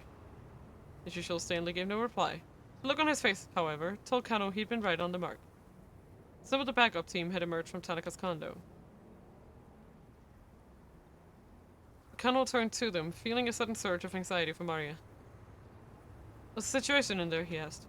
They told him that they'd find no one in Tanaka's rooms, so the hostage status remained unknown, and the main culprit had evaded capture.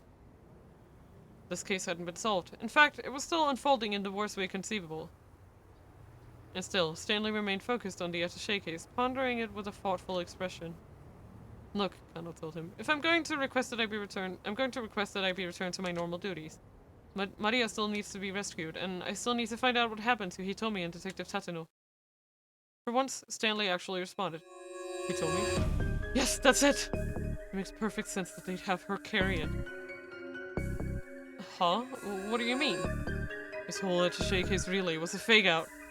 Well, slow down, Kano said, wishing he could calm himself with his words. Explain what you're talking about.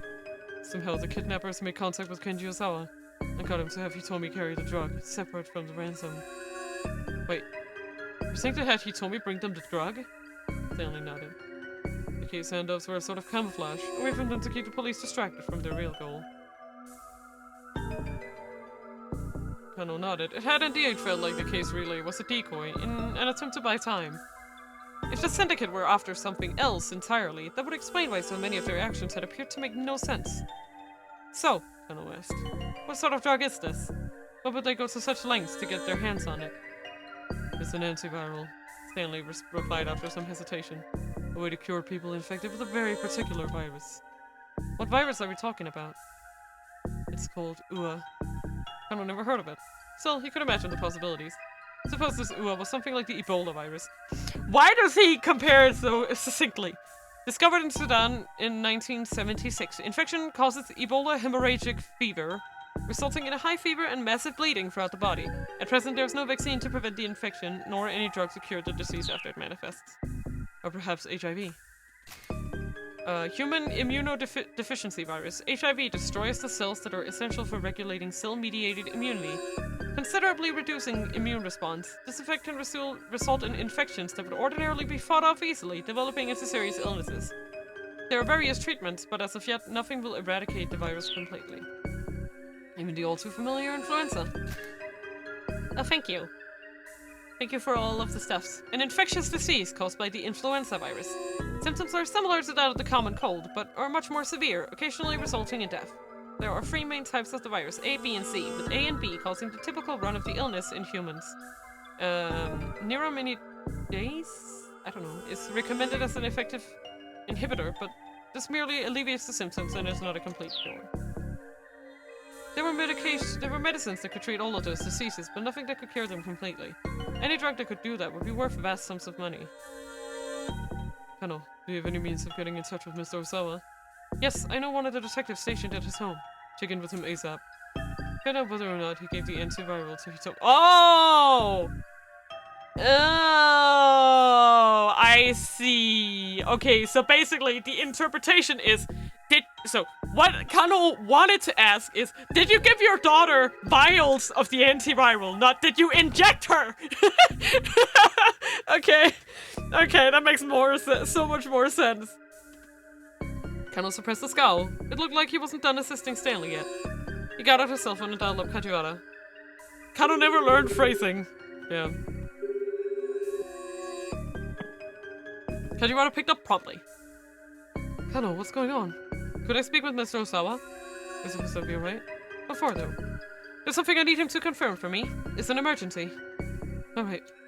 Just make sure not to tell him anything about the investigation. Sure thing. Did you give Hitomi the antiviral? Kano asked calmly. Yeah. After a while, the man's hoarse voice came over the line. I will say that really looks a lot like my first phone. Like, my first phone looked more or less like this. Osawa speaking. Can I help you? Like, not the- I don't think this is the exact phone that I had, but like something that looks like this. Can I help you? This is Detective Kano from the Shibuya precinct. Time is critical, so I need to just cut to the chase here. Kano took a deep breath. Did you give the antiviral drug to your daughter, Hitomi? Someone let out a gasp. Bruv! Okay, so this is where I take the other one. This is where I jump again. Yes, come to me, Osawa! Wait, oops, I went the wrong way. Curious. Jump! Sorry. It's easier for me to just do this instead of like trying to go around so much.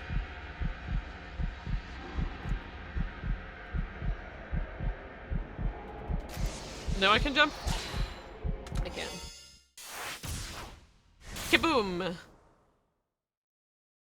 I will say, I don't know, I love this game so much. Did you give the antiviral drug to your daughter? Hitomi? Osawa let out a gasp. What are you talking about? And one asking the questions here, Mr. Osawa. Did you give the antiviral drug to your daughter, Hitomi? I'm not sure I understand the question. Osawa's voice trembled as he spoke. Kano was sure he'd hit the nail right on the head. I know what the Syndicate is really after, Mr. Osawa. Yeah, it's the Wait. They're after the virus, right? Not Hitomi? They're after the... Wait. No, Hitomi? They're after Hitomi? Wait, oh no! No, I don't know what to answer! Ah! I'm so confused!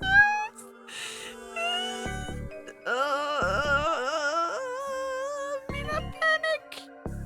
Everybody panic! Everybody panic! Hitomi, right? Because I think he said the virus originally, but... Oh god. Oh my god, I feel like my brain is melting! Why is my brain melting?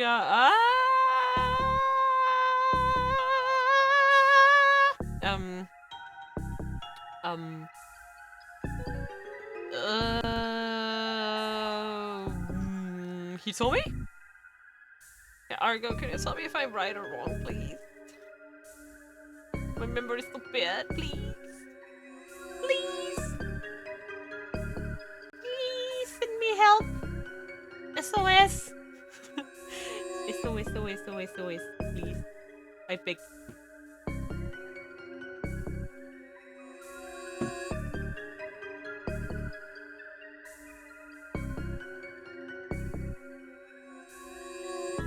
My instincts are saying he told me. Can you confirm or deny this, Argo Wowo, please?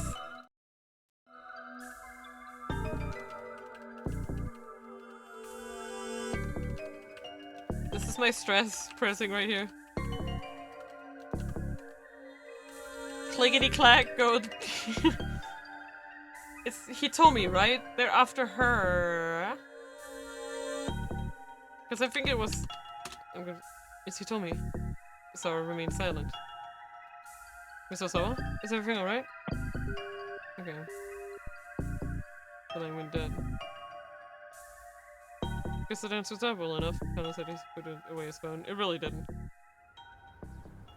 It was clear what the criminals were after, he told me. He saw an uneasy look on Stanley's face. Something on your mind, Kano asked. Stanley responded with a question of his own. If you told me it was carrying the antiviral, how were the criminals planning on getting it from her? Kano thought for a moment. Well, taking her by force at the scramble posed too high a risk, he said. There were nearly 100 detectives there, and they must have guessed there would be. That's why they devised the attaché case relay. They wanted to abduct Hitomi somewhere away from the Dragon's notice. This is the plan that all the signs seem to suggest. But still, he added. I wonder how they managed to lead her away from police protection. A look of revelation crossed Stanley's face. All they need to do was convince her to go on her own accord. But how? Kano asked, and then it came to him. He thought back to Hitomi's initial contact with Tariq al-Karawan. Just before he'd taken the attaché case from her. The two had a brief conversation.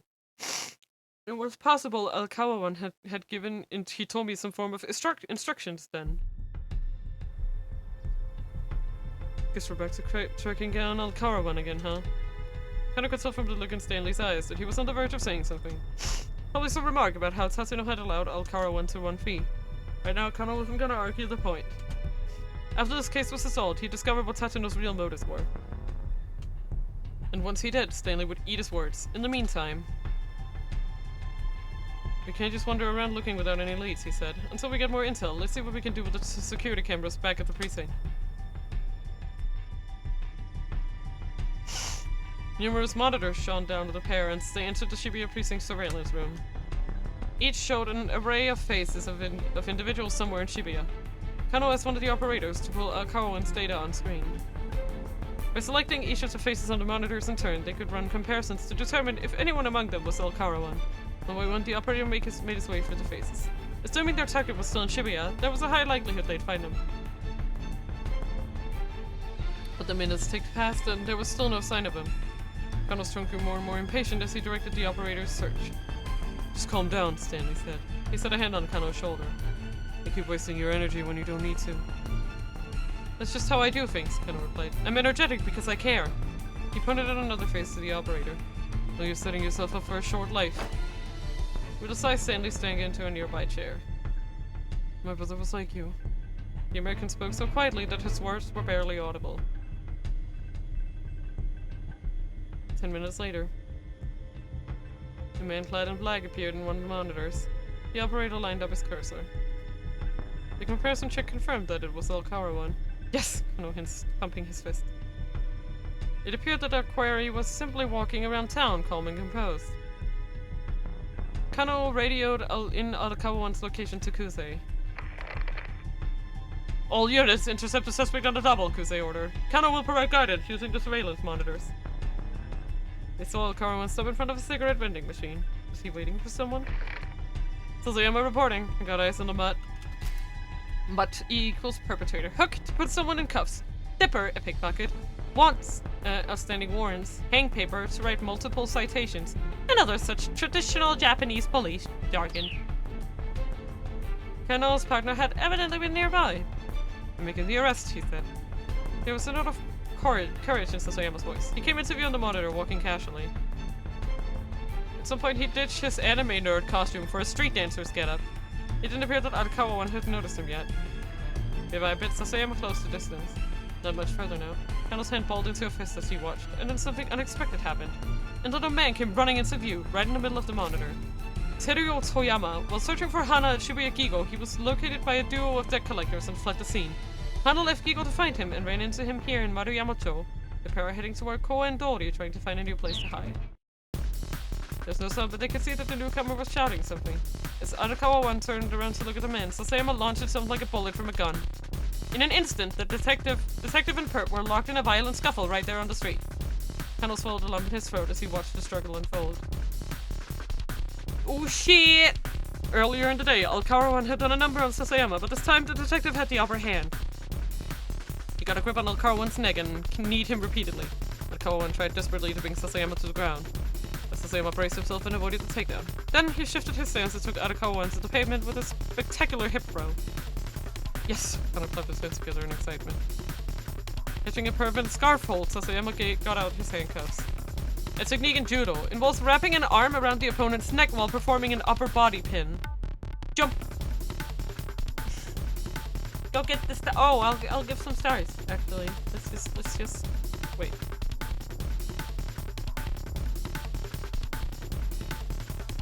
Woo! Here, have some stars, everybody. You sniping? Oh damn! There's a little thingy on my screen now. That's so annoying. How do I get you to go away? There you go. Wee! You're so good, Argo! Look at you! Stanley, we should head to the scene, Kano said. He looked away from the monitor for a mere moment, and when he looked back, Sasayama had released hold and crumbled to the ground. What? Panic, Kano stared at the image of his friend. There was something jutting up from Sasayama's abdomen. Zoom in! Kano cried frantically. The camera closed in on Sasayama. Now Kano could see exactly what he feared. Sasayama had been stabbed in the gut. Blood pooled the pavement around him. Kano screamed, Sasayama! The camera showed several other detectives arriving at the scene, capturing Alcara 1 before he could escape. But Sasayama lay motionless. The pool of blood around him spread further and further across the pavement. Unable to look any longer, Kano rushed from the surveillance room. No. Wait, what? Wait, what? That's not like a bad end or anything. Wait. Hold up. No. That's not no. I will not accept this. I will not accept this. No. No. Okay, what the fuck is Osawa doing? I'm hoping I picked the right choice. I just don't know anymore.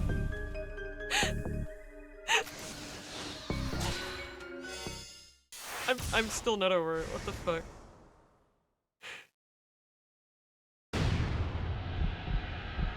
What? So was so startled that his voice caught in his throat. What are you talking about? The antiviral research and detectives and when asking the question, sir, Mr. Osawa, what did you give the antiviral drug to your daughter? I'm not sure I understand the question. I know what the syndicate is really after, Mr. Osawa. This made me think when he heard what kind of he could give Mr. Osawa. Is everything alright? Okay, no.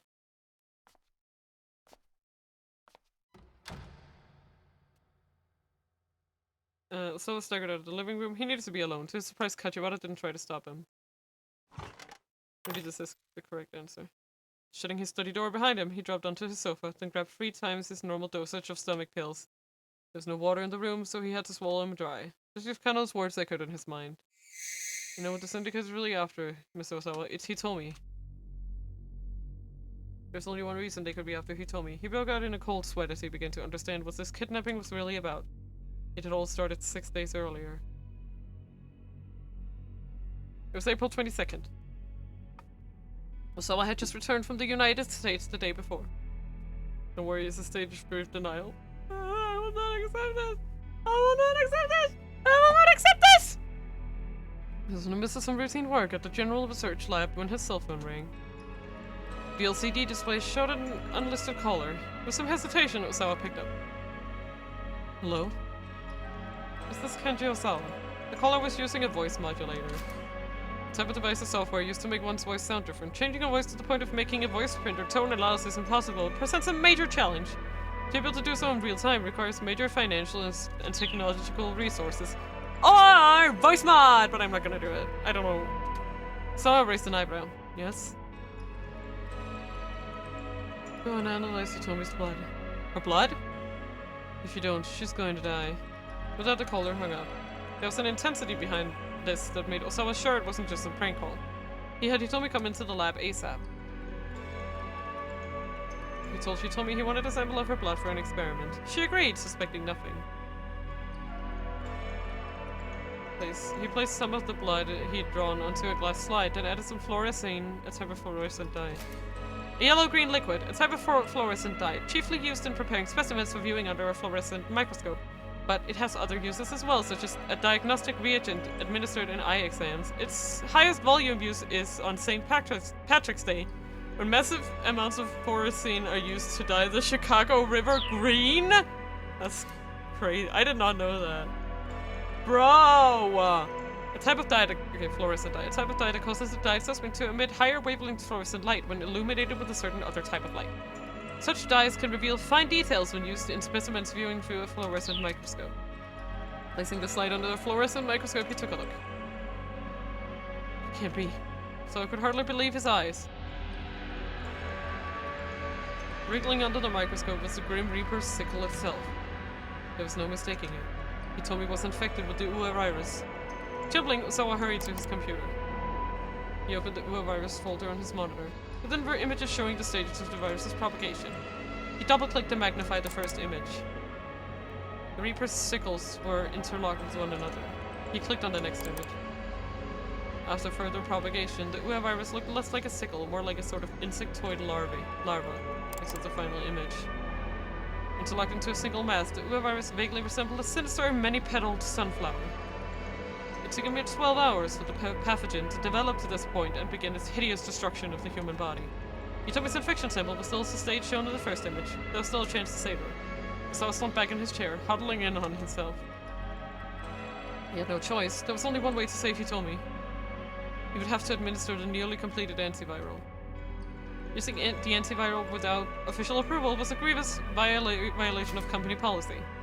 Acting against company rules and regulations, Okoshi Pharmaceutical prohibits leaking work-related information to outsiders. In the case of a major violation, not only can the violator be fired, but the company may also seek indemnities. Still, Osawa didn't have time to get the higher-ups to approve a clinical trial. He might be punished severely for it, but this was his only option. His daughter's life was at stake. But there was also another even bigger hurdle in his way. The antiviral drug was stored in the deepest recesses of the biochemical research building. A high-intensity X-ray scanner was set up at the entrance to the storage area. This made it impossible for him to take research materials out. A type of radiation, also referred to as Röntgen rays. That's also what we call them in Danish. With a shorter wavelength than UV light, but a longer wavelength than gamma rays. Because X-rays can penetrate many objects with little absorption or scattering, they can be used to create images of internal structure. Hospitals, for example, use X-ray technology to examine the insides of patients' bodies, while the security personnel use it to scan luggage at airports and to search for bombs. Well, if he couldn't get the antiviral out of there, he'd just have to bring Hitomi in. course of action quickly took shape in his mind. First, he needed to slip out of the general research building. He would then head to the biochemical research facility and show his ID cards to the guard at the front gate. I can word good. Identification card. Many facilities that carry out highly classified research assign different levels of security clearance to individual researchers, and only those with suitable clearance, as indicated by their ID cards, are admitted to restricted areas. Development of more advanced technologies, such as electronic ID tags, are replacing older barcode-type entry cards. Whoa! They made a whole animation! Look at this! After passing through the lobby under the watchful gaze of several security cameras, he'd reached an elevator at the end of the hall that went directly to the storage section. This elevator required an ID card scan to operate.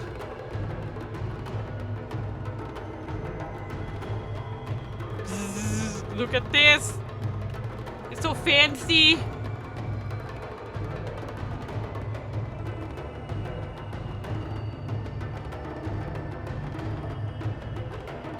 This 3D is stunning. I love it. It would take about 20 seconds to get down to the first basement level and arrive at the entrance to the storage area. Finding an excuse to get Hitomi that far ought to be doable. If the security guard got suspicious, Osawa could say it was for a top-secret hematology experiment, and the guard would probably believe him. The problem was what came after.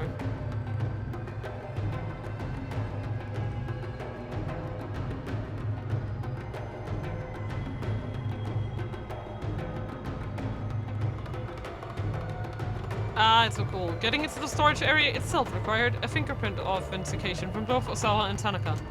This meant that he couldn't possibly get to the antiviral without Tanaka's cooperation. Desperate with uncertainty, Osawa called up Tanaka. And this explains why Tanaka knows about it! Because he was in on it! He frantically explained the situation. Understood, Tanaka replied. We need to get her this drug as soon as possible. If the company finds out about us, you'll be held accountable for violation of corporate policy along with me. Are you sure you're okay with that? What are you talking about? Hitomi's life is more important than company policy.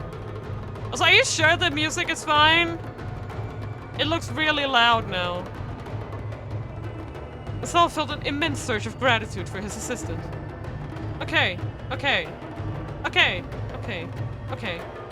And I have to say, I'm deeply moved by your determination, Tanaka added. Moved? Whatever for? You really are worried about Hitomi. Asal's gratitude faded. Okay, like, if it's fine, it's fine. Okay. What are you talking about? Of course I am. My apologies. It's just that putting a career on the line for something so personal is what? It's not like me? No? Well, yes. I'm sorry. I'm sorry. Now Tanaka's voice was colored with embarrassment. Yeah, it really does. It's really intense. Just what sort of person do you think I am? So resistance urge to ask the question out loud.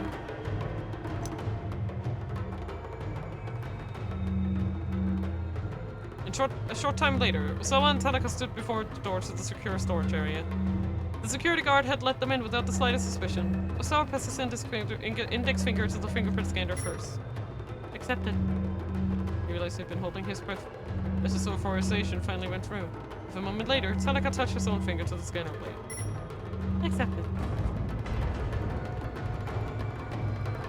The lock released with an audible clang and the heavy door opened.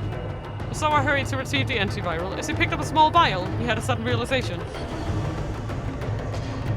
They were finally going to use the drug in a human test. His fatherly wish to cure Hitomi was overlaid by an intense rush of curiosity. The researchers strived to discover his results. Hurry.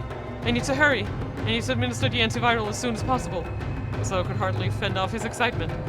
Over the course of the next few hours, following the injection, the UA virus would be eradicated from Hitomi's body.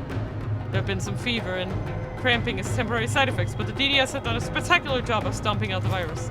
Drug delivery system.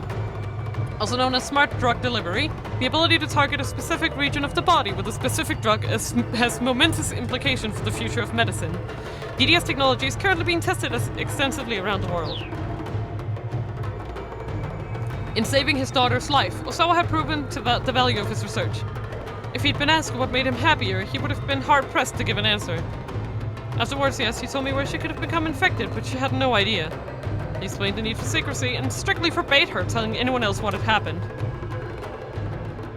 Who? Now a week had passed since Sasawa gave the drug to Hitomi. He'd been conducting checks and had discovered that the DDS had not broken down but remained in Hitomi's bloodstream. Extracting the DDS was a simple matter, requiring just a small blood sample from around the nape of the neck. The DDS tends to linger in the nape of the neck because of the lymph nodes located there. These lymph nodes identify viruses that invade the body as foreign substances to be attacked, but they're not always able to overcome particularly powerful pathogens. In such cases, the virus propagates rapidly inside of them. Once the patient has been treated, the antiviral will seek out the virus and accumulate there as well. The DDS itself was simply the delivery system for the antiviral drug. Residual amounts of the antiviral itself stayed behind within the cells. The materials used to create the DDS must, as a matter of course, cause minimal or no harm to the human body. Ideally, rather than accumulate inside of the body, DDS substances should be either digested and absorbed or excreted. Because the antiviral must remain in the body for as long as the virus is active, however, a very careful balance must be struck between persistence and dissipation. Using the DDS, it was possible to extract those minuscule amounts from cells in a blood sample. It might take considerable time, but a sufficiently detailed analysis could allow for the antiviral drug itself to be reconstructed. Osawa felt a chill as he contemplated the situation. The kidnappers had known how tough security was at the lab, so they'd come up with the idea of using a human vessel to get what they needed from within. Oh my god! Wait, what? Do you think Tanaka infected her? On purpose? I mean, he's their man on the inside, right? It's very likely that he would have been able to do it. By infecting Hitomi with the Ua virus, they then ensured that she'd received the antiviral, that she'd have it in her blood. Yeah, exactly. If Tanaka was working with the kidnappers, that explained why he'd been so cooperative about the fingerprint scanner. Damn it! Osawa shouted. He clutched his head in his hands. Tanaka had been his partner and trusted confidant for years. I will say that it was like, they were like really flagging this. Like, I trust Tanaka so much.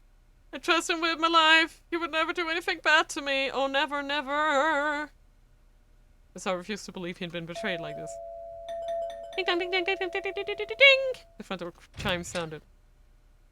Mr. Osawa, Kachibara called out. It appears you have a visitor. Could you handle that? I want to see who it is. What? Okay. Who could it possibly be now of all times?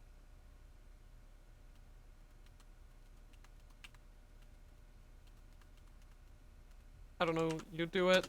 Who cares? I'll deal with this later. You deal with it. So I was in no state of mind to receive a guest. I can't do that, sir. Kajiwara said firmly.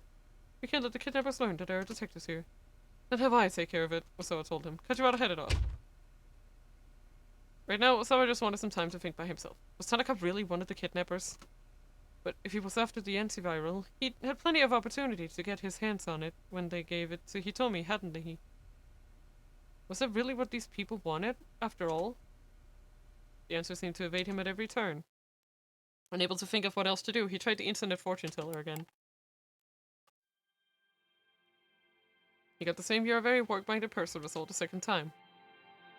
If you don't get over your indifference to the world might start to harbor quite a grudge. My indifference to the world around me, huh? The truth was that even with his closest companions, even with Tanaka for instance, his relationship had always been strictly a matter of business. He'd never really taken it upon himself to get to know Tanaka as a person, and that was pretty much the case of everyone he knew. He harbored no interest in other people. He had no concern for his fellow man. That had made itself abundantly clear when he received a microscope as a birthday present way back in first grade. Even now, he still remembered the shock he'd felt when he looked through that lens for the first time. He discovered a new, almost infinite world hidden in the midst of one he'd always thought was too small. By comparison, the real world seemed bland and ugly. Wherever he looked, wherever he went, he had to contend with tedium. It hadn't taken long for him to become more charmed by the world under his microscope than the one around him. It was like a calm, quiet little seaside. A beach where he could just sit and stare out at the waves. He wanted to stay immersed in that world forever and ever. Before he knew it, he was an adult, and then a husband, and then a father. The people around him thought him an odd fellow, but he hadn't let that change the way he lived his life. And this now was the result. He hadn't been betrayed by Tanaka. He didn't know Tanaka well enough for that.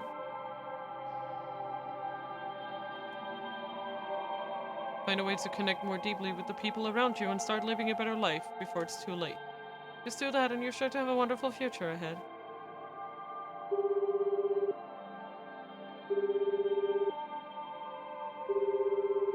Osawa picked up his cell phone and dialed Tanaka's number. I had tried calling him repeatedly and hadn't gone through. It was doubtful that he'd pick up.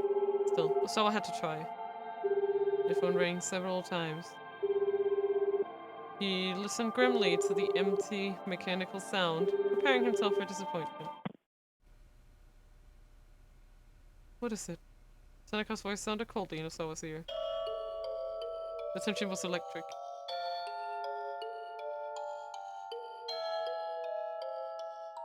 That was... I don't know why, but that keyboard was just really slow. It was like... You know? The fuck?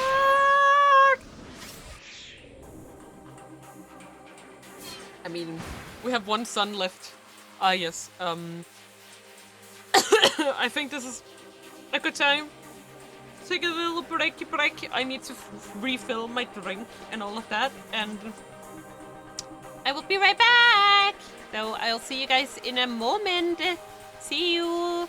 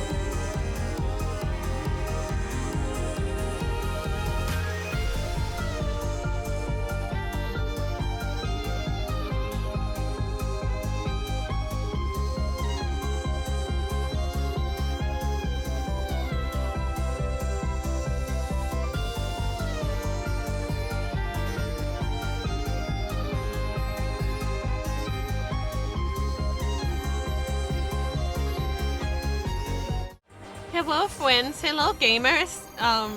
Mina's back from totally not gobbling a whole bag of chips in 5 seconds. Yep. How are you guys doing?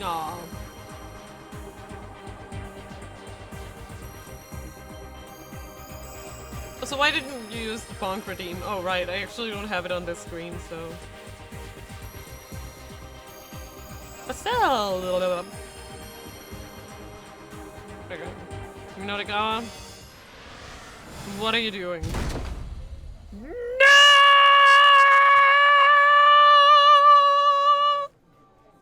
I'm gonna call us. Stop! Don't bonk! Minori-Kawa's cry of despair echoed from the cafe. His laptop monitor stared back at him blank and empty. Don't you die on me, buddy! He jabbed his finger sharply at the screen. The computer gave no response, looking well and truly dead. What the hell? Minori-Kawa pounded his fist on the table. This would be a worst-case scenario, even if he weren't desperately pressed for time. Guess I'll just have to write by hand then. He rummaged around inside his bag and pulled out a notebook.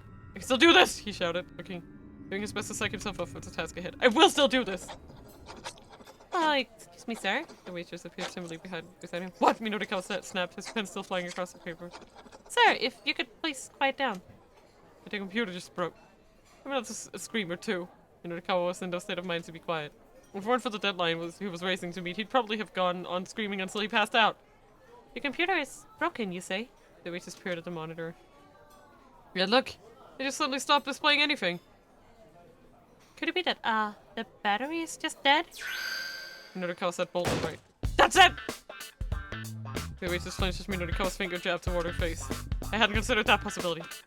Hey, let me plug in somewhere. There's an outlet right there, sir. She pointed an outlet by Minori-Kawa's feet, making no attempt to hide her exasperation. Minori-Kawa plugged in the power cable and the monitor sprang to life as normal. So, now that that's sorted, would you please be quiet, sir? Don't talk to me. You're interfering with my writing. Minori-Kawa's fingers had already begun dancing across his keyboard. With a sigh, the waitress disappeared back into the kitchen. IT-capable person as cafe waitress in this economy? I mean... I would like to think that any youngster in this day and age would know, hey, maybe the battery just ran out, you know? Okay, now we're talking. His fingers picked up speed as he went about touch typing. The act of typing at a keyboard without looking at the keys. The aspiration of computer novices everywhere.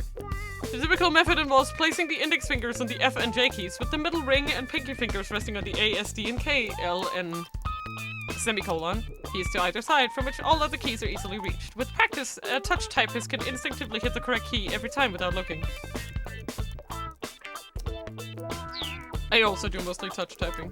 Pros and cons of surveillance cameras. Proprietor of outdated electronics shops oversees high-tech camera system. Please be aware when you point your middle finger. Thank you very much! I know, right?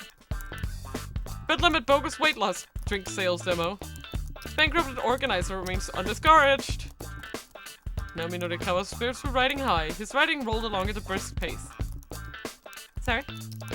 It's the waitress again. Her voice yanking Minori-Kawa right up his soaring mood. Sir! Now what? Does the President of the United States agree to give me a one-on-one interview? The waitress's eyes went wide with confusion. Huh? Because unless it's something like that important, do not speak to me right now. But she was undeterred. Sir, please, if you could just be a little quieter. Minori-Kawa's fingers ceased their rattling across the keys. Just what sound do you have a problem with? What I've been doing is writing a copy. Well, less well, actually. You've been talking while you write, sir. Talking? Minori-Kawa tilted his head in confusion. Yes, sir, you've been talking about an electronics store and some bogus weight loss drink. I assume that's what you're writing about? You're saying I've been narrating my copy alive while writing it? That's right, sir. But the customer sitting nearby were openly sniggering. Well, so what? He snapped. He was red in the face now. You'll be delighted to get to hear what I'm writing before the magazine goes to print. Well, actually, sir, one of our customers has been complaining. Complaining? Full the nerve! Where are they? Minori-Kawa scanned the other patrons, many of whom were unsuccessfully trying to hide their laughter. Blah! It was me. It was me! It's a grumpy older fellow who'd been making a scene earlier. Bogus diet fads, peeping security cameras. Reminds me of that sleazy tabloid 4-star general gossip I hate so much. Oh, you sure seem to know a lot about it for something you hate so much. The man's face twisted up with scorn. Your behavior is bothering everyone in here, he said. Do you not understand that? No, I don't. Guess a reporter who writes nothing but nonsense prefers nonsense in everything he does. Minorikawa could feel his blood boiling. What was that? Go on, say that again. Oh, gladly. Nonsense, filth, codswallow, flim-flam! You bastard, how dare you! Minorikawa stormed over to the man's table. Flim-flam indeed! Bogus or insincere content. Few things anger Minorikawa more than reporters using dishonest means to create a story. Having his own work called flim-flam would naturally make him blow his top. That's who are you calling flim-flam? The other man stood up and glowered at Minorikawa's face. You utterly lack any manners or sense of decency for starters. Plenty of manners and decency. Also happen to have a deadline? Bah! As if a flim-flam artist like you has a work ethic. Stop calling me flim-flam! The waitress inserted herself between the two men. Gentlemen, please, stop fighting! I demand that you remove this fellow man at once, the older fellow barked. He's the one you should be kicking out, Minorikawa shot back. By now he's ready for Ghost of the Life guy's threat. Please, the waitress pleaded. Both of you return to your seats. He grabbed onto Minorikawa and began forcibly dragging him back to his table. Okay, just calm down. Minorikawa did his best to swallow his pride. Whatever, he huffed. I don't have time for this anyway. He stalked back to his seat. The other man snorted and sat down with a scowl. Gosh diddly dang it, these two are not good to have in a room together. Okay, what? What? Oh, I just got something in my... I wonder how that got on. Maybe when I was trying to find my stuff in my foot. Okay, just got a little dingy on my finger. There we go, it's gone. The needless interruption, just when he'd finally got into writing mode, had all but killed Minorikawa's motivation, he decided he needed to take a breather. He turned to the waitress. One spaghetti Napolitan, please. Spaghetti flavored with tomato ketchup. Napolitan is a corruption of Neapolitan, though the dish itself has no connection to the Italian city of Naples, Napoli. Rather, it originated as a menu item at a hotel in Yokohama shortly after World War II. There's also a spaghetti dish from Nagoya called Milanese, which likewise has no connection to the Italian city of Milan. Leftover chip? No, nothing like that. He might not have a lot of spare time, but working on an empty stomach wouldn't do him any favors. But waiting for his order to come out, he decided to read back over the copy he had written so far. Buh! When he looked back at his monitor, his screen was black yet again. Looking down at his feet, he saw that the power cable was now unplugged. Hey, what kind of cafe are people should running here? He shouted. The waitress hurried over looking combative. Sir, you yanked that out yourself when you stood up earlier. What a likely story. It's the truth, sir. Enrico pointed at one of the customers sitting next to him. Is she telling the truth? Did I really yank my power cord out myself? The man nodded sheepishly. Yeah, well, that's the outlet's fault for being someplace where it unplugs so easily, Minorikawa scored. The waitress marched away, head held high. Make sure the spaghetti's delicious, Minorikawa shouted after her. Do that and I consider us even. Oh, and loaded with cheese, lots of cheese, goddammit. I cannot. He plugged the power cable back in, then let out a heavy sigh. In all his writing fervor, he hadn't thought to save! Oh, God. Always make sure to save your work to avoid losing data. Honestly, why is it that your computer only ceased to freeze when you've forgotten to save your stuff? He's probably gonna have to rewrite most of what he'd done. I swear to God, this guy. Excuse me. Minorikawa looked up to see a young woman standing there. I'm so sorry, she said, about my father. She gave a tiny bow. Your father? Oh, the rude old man? He's just a little worked up right now. Please don't pay him any mind. So what, you waiting for your boyfriend? Huh? Someone was taken aback. I happened to hear you two arguing earlier. Would have been about 2 hours ago. Oh, I see. An awkward, embarrassed smile came to the woman's face. I thought he was going to ask my father for permission to marry me, but so we've been waiting for him, but he hasn't shown up. Okay, is it gonna be talking how they insist on not showing her face? I know. No, he must be really busy. She cast her eyes down sadly. Minorikawa took a better look at her. She was gorgeous. A woman with her looks wasn't something he saw every day, that was for sure. So, would you mind talking with me for a bit? Yes. Me? Yeah. I kinda need to turn my mood around here. Well, okay. At least until my father gets back. The woman cast an anxious look toward the restrooms. What's your name? Numi. She sat down across from him. Wait a second, aren't you? Minorikawa peered at Rumi's face. One of those twins that was chosen as Miss Midoriyama? Rumi shook her head. No, not me. Nope. Darn, didn't think I'd be that lucky. He took a sip of his now cold coffee. I do know the girls you're talking about, though, Numi said. Minorikawa spit out his coffee in surprise. Rumi squeaked in alarm as the spray splattered her face, but Minorikawa leaned in unconcerned. You mean it? You really know them? Yes, Rumi replied. You're talking about the Osawa twins, right? She got out a handkerchief and wiped the coffee from her face as she spoke. Osawa, huh? Minodikawa glanced down at the that was he! Okay, I get it. That's what he was doing there. The project proposal on the table. 60 square, twin share top prize at local university beauty contest. Midoriyama Academy, Maria and Hitomi Osawa. Yes, that's it. The Osawa twins. Actually, won Miss Midoriyama myself a few years ago. Sure, I served as one of the judges. Midorikawa adopted a self-satisfied pose. Because I really was born on the right side to be a freelancer. The leads just come to me. Sure, Rumi muttered. Okay, let's talk basics then. So what do you know about these girls? Well, I don't really know them personally. Rumi continued to dab at the coffee on her face. But now that you ask, I do remember hearing that they'd entered the contest separately. Wait, separately? Now Midorikawa was a bit confused. Yes, that's right. I'd assumed they'd entered as a pair, but apparently not. I wonder why. I mean, they're twins. Don't they look alike? Wear the same clothes? Do everything together and say the same things at the same time and stuff? Rumi chuckled and shook her head. No, not at all. Besides, these two aren't identicals. Identical, they're fraternal twins, she said. Twins who were born at the same time from two eggs that were fertilized separately. Fraternal twins do not share the same genetic information. They can differ in such characteristics as sex and blood type, though there are cases of fraternal twins resembling one another almost as closely as identical twins. Maria and Hitomi Osawa do happen to look very closely alike, but they do not have the same blood type. Interesting. Is this gonna play in somehow? Like, specifically blood type being mentioned? It's like, dun dun dun! I know. Although, at a glance, they do look very similar. Still, how should I put this? They both give off a very different impression. They do! Oh. Well, that sounds interesting. Might explain what you mean. Midorikawa opened his memo pad. I talked to them briefly after the awards ceremony. The older sister struck me as really energetic, but the younger one was more quiet and reserved. Midorikawa's investigative senses were tingling. Investigation! Oh, right! I was about to say, Japan really it's really, okay. So you know how people get all fired up about horoscopes and stuff? Here, in Japan, they have the same thing, but, like, with blood types. So, they have, like, a whole, like, diagrams of what personality you have based on, like, is it A or AB or B or O, and is it negative, positive, whatever, and then they have, like, whole personality outlines and stuff for that, so... Midorikawa's investigative senses were tingling! I wouldn't figure a shy girl would want to enter a campus beauty contest. Suppose not, no. Yeah, I don't suppose you got anything juicier, Midorikawa asked. Rumi frowned. Would you like to just go ask them yourself? She said. I don't live very far from here. Well, hold the phone. Midorikawa could hardly believe what had just fallen into his lap. The advance info in the project proposal had mentioned the girls were students at Midoriyama, but hadn't given an actual address. If he could talk to them directly now, that would be paydirt. You know where they live? Well, not exactly. I just heard that they lived in Shoto. Aha! Shoto! That wasn't far away. A car and motorcycle could get there in about 10 minutes.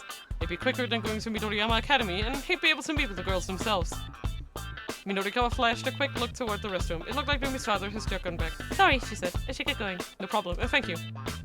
Rumi gave him a quick nod and hurried back to her seat. Midorikawa grabbed the directory from the public phone and flipped through the pages. To his surprise, there were only 5 listings for the name Osawa with addresses in Shoto.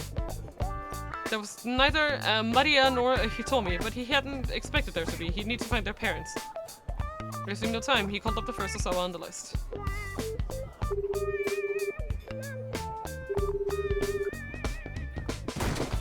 Bingo!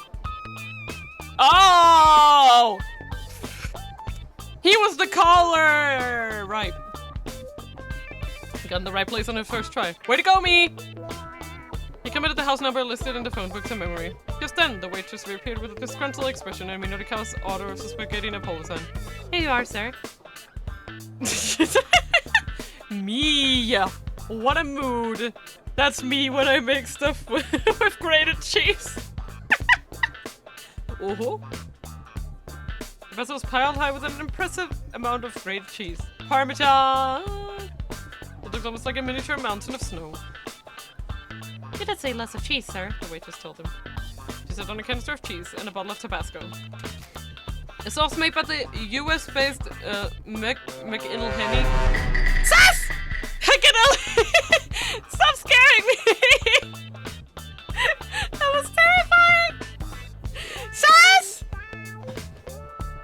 consisting of hot peppers, grain vinegar, and rock salt. Known for its distinctive spiciness, it can make spaghetti and pizza quite tasty with the addition of just a few drops. Tabasco also goes pretty well with ramen and curry, recommended for times when flavor is lacking a little punch. However, even one drop may be too much for those who can't handle spice things. That's me.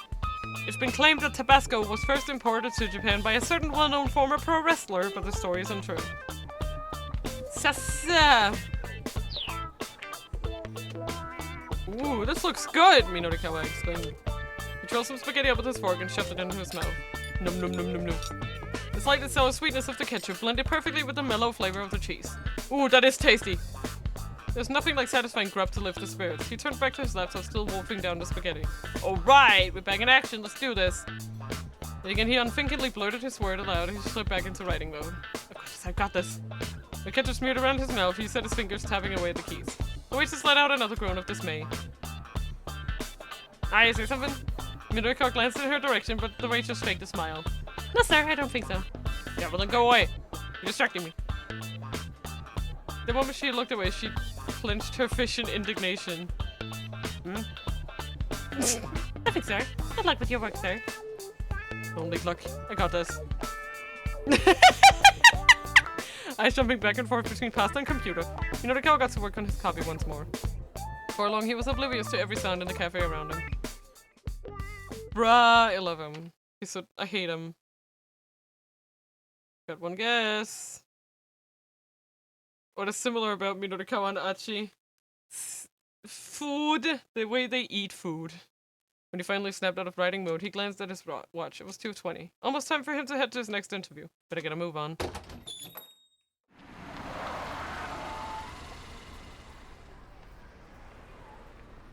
Kimisuka's taxi came by just as Minorikawa was hurrying out of the cafe.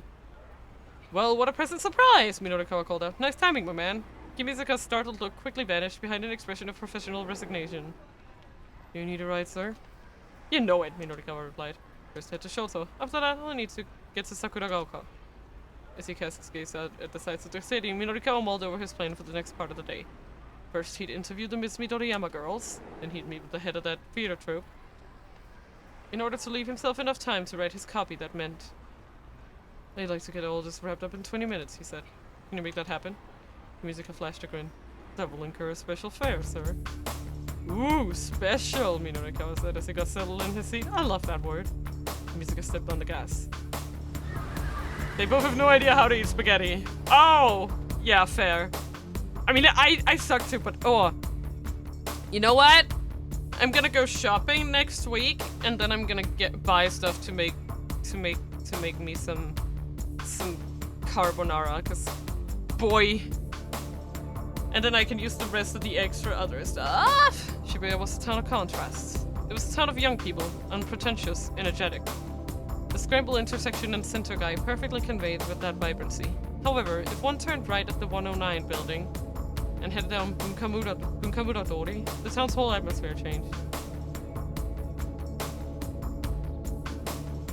Shoto was one of Shibuya's, indeed, one of Tokyo's most upscale residential districts.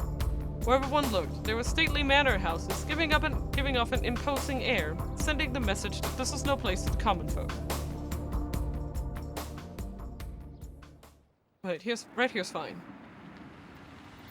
Minorikawa directed Kimisuka to pull over. Wait here for me. I'll be right back. Hopping out of the taxi, he checked the nameplates of the nearby homes. Ah, here we go. Osawa. He'd spotted a nameplate that read Osawa. Kenji Osawa, huh? The name nagged at him somehow. It had been at the back of his mind ever since he'd seen it in the photo bag of the cafe. Gonna lurk, but first, I remind you that you're precious. You are precious too, Gadelli. Thank you so much for being here. And lurking, it's okay. I carry you, thank you so much. Had he heard it someplace before? He walked up to the gate and pressed the button for the intercom.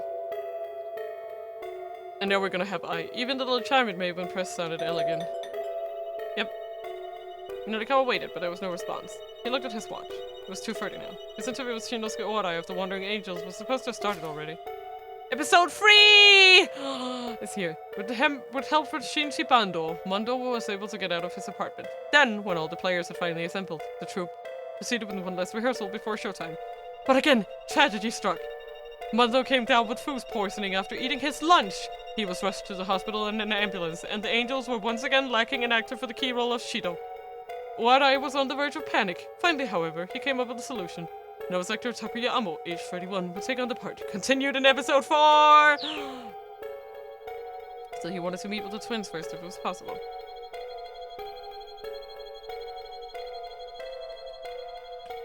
Why not? He'd like to wait a little bit longer. Just 5 more minutes. A woman's voice came through the intercom. Who is it? It's Minorikawa. Where would I know you from, Mr. Minorikawa? Oh, you know, here and there. I mean, there's only one Minorikawa, really. I don't have time for such nonsense. Please be on your way. We're going anywhere until I get an interview. Interview? Who are you with? The woman's tone had changed now. Maybe Minorikawa could simply talk his way through this. This is a piece of 4-star general gossip. Ah, perfect. I've been wanting to talk to them. Was this one of the Miss Midoriyama winners, or perhaps it was the girl's mother, eager to boast about her daughter's achievement? I assume you're familiar with defamation of character? The woman said. What are you talking about? Article 230 of the Penal Code of Japan defines it as any attack against a person's reputation or societal standing. It's a very serious crime. I know what it is, Minorikawa said. What's your point? He had a bad feeling about this. I discussed libel laws right before an interview. Oh, I'm not letting you get away with telling me you've forgotten. I wonder if you'll remember once I bring up charges. Tone was calm and level, but laced with malice.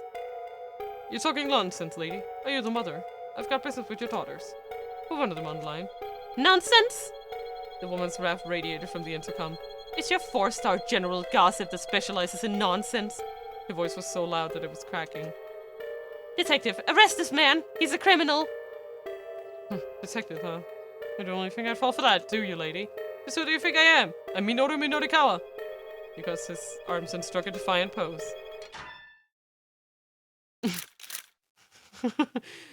Then the front door opened up and several men came trotting out. Sir, one of the men said, we'd like to ask you a few questions. At the word sir, the man flashed his badge, and Minorikawa turned to run on reflex. Ah! He hadn't thought she'd actually sent detectives after him! Just what the hell had Heaven Publishing done to her? Never mind, he needed to get out of here. He couldn't afford to get arrested right now. This picture was taken before disaster? Out with it! You abducted that girl, didn't you? If you keep asking me the same question over and over, I'll keep on asking until you tell me the truth. Look, ask all you want, but I can't tell you what I don't know! Let's go back to the beginning, shall we?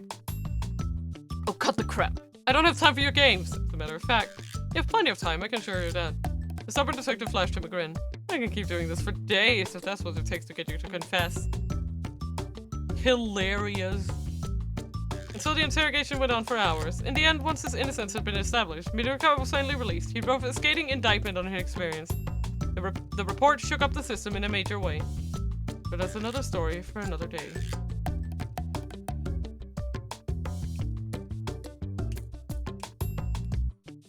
I guess we just wrongly accused. Minorikawa was arrested for a crime he had nothing to do with. That woman he talked to must be really hate 4-star general gossip. Clearly he had no hope of getting anywhere with her, but maybe there's someone more understanding who might answer the intercom instead.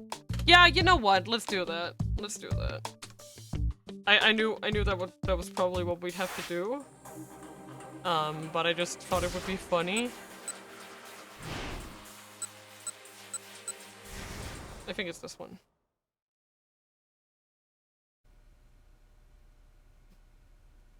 Oh, fuck. I hate that. Sorry. You know that feeling when you like try, but then it just doesn't work? That's me right now. Here we go. Alright. With a sigh, Osawa dragged himself to his feet. He stumbled wearily back to the living room, where the investigators were staring at the intercom monitor with concern. The intercom's hidden camera showed a man with an unsettling grin posed intimidatingly outside the front gate. Osawa didn't recognize him. Yes, who is it? He asked guardedly through the intercom. It's Minorikawa. Where might I know you from, Mr. Minorikawa? Oh, you know, here and there. I mean, there's only one Minorikawa, really. Are you playing games with me? I don't have the time for that. Please, just open up. There's no way I'm letting you in, Osawa said. But the nonsensical badgering continued. Look, just hold your horses. I'm here for an interview. You got that? An interview? That's right. It's a piece of 4-star general gossip. The name of the magazine brought up an unpleasant memory. It was the gossip rag that had run the article about his political marriage. Wait. This is for one of those kinds of articles? What do you mean, those kinds of articles? I'm just looking for an interview. The man's tone was both high-handed and belligerent. Like hell you are. I'm not talking to anyone from the gossip. You're not the one I'm here to talk to. I want an interview with your twin daughters. My daughters? I understand they won a shared prize for a beauty contest at Midoriyama Academy. If you wouldn't mind me interviewing them, Furious, Osawa cut off the intercom. There's no time to be indulging someone else's nonsense. Hey, what gives? The man was shouting so loud his voice carried past the gate and through the front door. I'm begging out here! On my hands and knees! He wasn't actually on his hands and knees. Osawa could see it clearly through his intercom monitor. If your daughters aren't home, can you at least tell me I want to get in touch? Tell them I want to get in touch with them? Mr. Osawa, Hachiwara said, frowning. This isn't a good time to have someone drawing attention to your home. Alright, I'll get rid of him.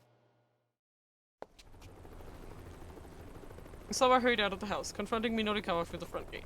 The journalist had that tenacious look that immediately marked him as a member of the media. Give me your business card, Osawa said. I'll have them get in touch with you later. He took Minorikawa's card, then went right back inside. Back in his study, Osawa tossed Minorikawa's business card into the trash.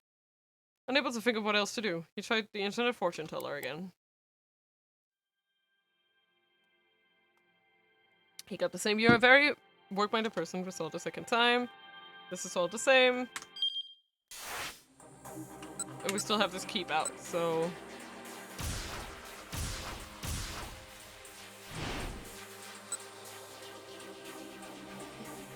Should we just continue on from here? Let's try.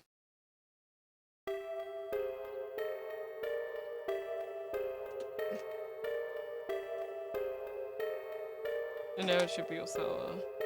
Yeah, okay. It's me, sounded rather guarded. Minorikawa. Where might I know you from, mister? Oh, you know. Here and there. To and fro. Don't have the time. Just open up. There's no way I'm letting you in. Fuck you. This discussion was getting them nowhere. Minorikawa decided you have to take the direct approach. You just hold your horses. I'm here for an interview. Got that? Most folks could hardly receive. Pieces for star general gossip. That's... I don't want those kinds of stupid articles. I'm angry. Just looking for an... Like hell you are. Not talking to you. I want to talk to your daughters. The parent would deny the children a chance for word of their achievements to spread. Then they won a prize. That's so cool. If you wouldn't mind my... Oh. Oh, come on, please. Please. He wasn't actually on his hands, but whoever was on the other end couldn't see that. Oh my god. Big lol. Man stepped out of the front door. No. Give me your business card, he said. I'll have them in touch with you later. He has a somewhat stricken look on his face. This had to be Kenji Osawa then. Wait, hold on. Osawa? Now Minorikawa recognized them. This is Kenji Osawa, the prominent virologist who worked for Okusha Pharmaceutical. 4-star general gossip had run a scandalous article on him in the past. Minorikawa remembered reading it. He held out his business card and Osawa snatched it from him. The virologist started to head back into his house. Please see that they get back to me, Mr. Osawa! Minorikawa shouted after him. And then he noticed something odd. It was the middle of the afternoon, but every window in the house had its curtains drawn. That, combined with Osawa's demeanor, set off alarm bells in Minorikawa's head. He knew he was onto something, but he couldn't linger at the Osawa residence any longer than he already had. He needed to get to that feeder ASAP. He hurried back to the taxi and told Kimi's like, to go!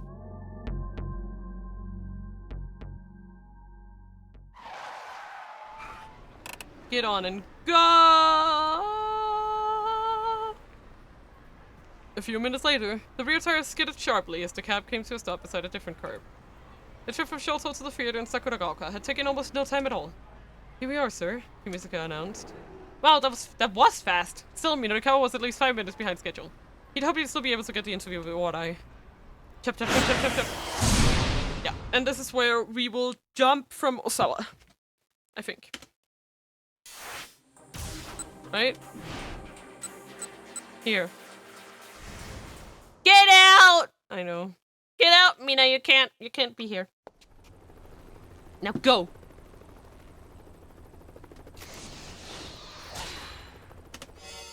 It is. Kaboom!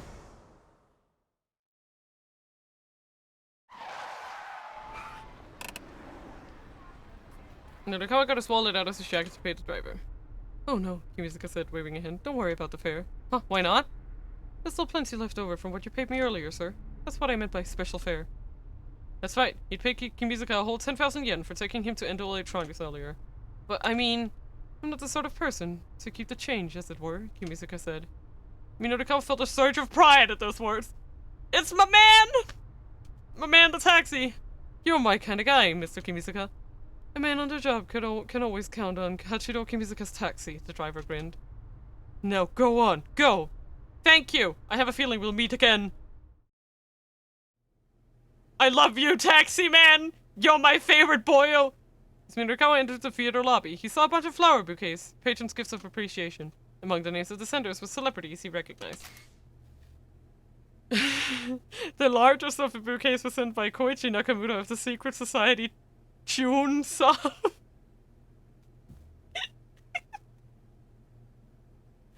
Sorry. The next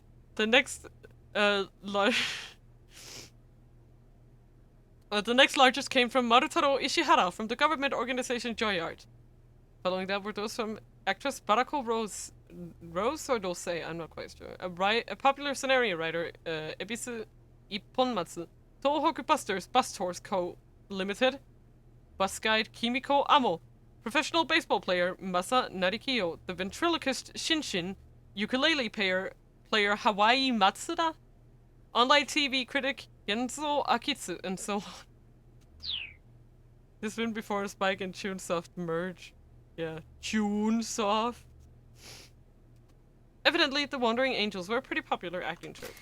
Episode 4! Novice actor Takuya Amo, despite his nervousness, gave a creditable performance as Shido as the production got underway. But as the show continued, his inexperience became apparent. He went on stage for the big wire action scene, having forgotten to attach himself to the rigging. Tosuka was quick to act, rushing on stage in the improvised role of Assassin with an Edo accent #1, and fixing a rope to Amo's back during the confusion. People were setting out pamphlets and flyers out on a nearby table. There was a palpable tension in the air. The crew seemed skittish as they went about the work.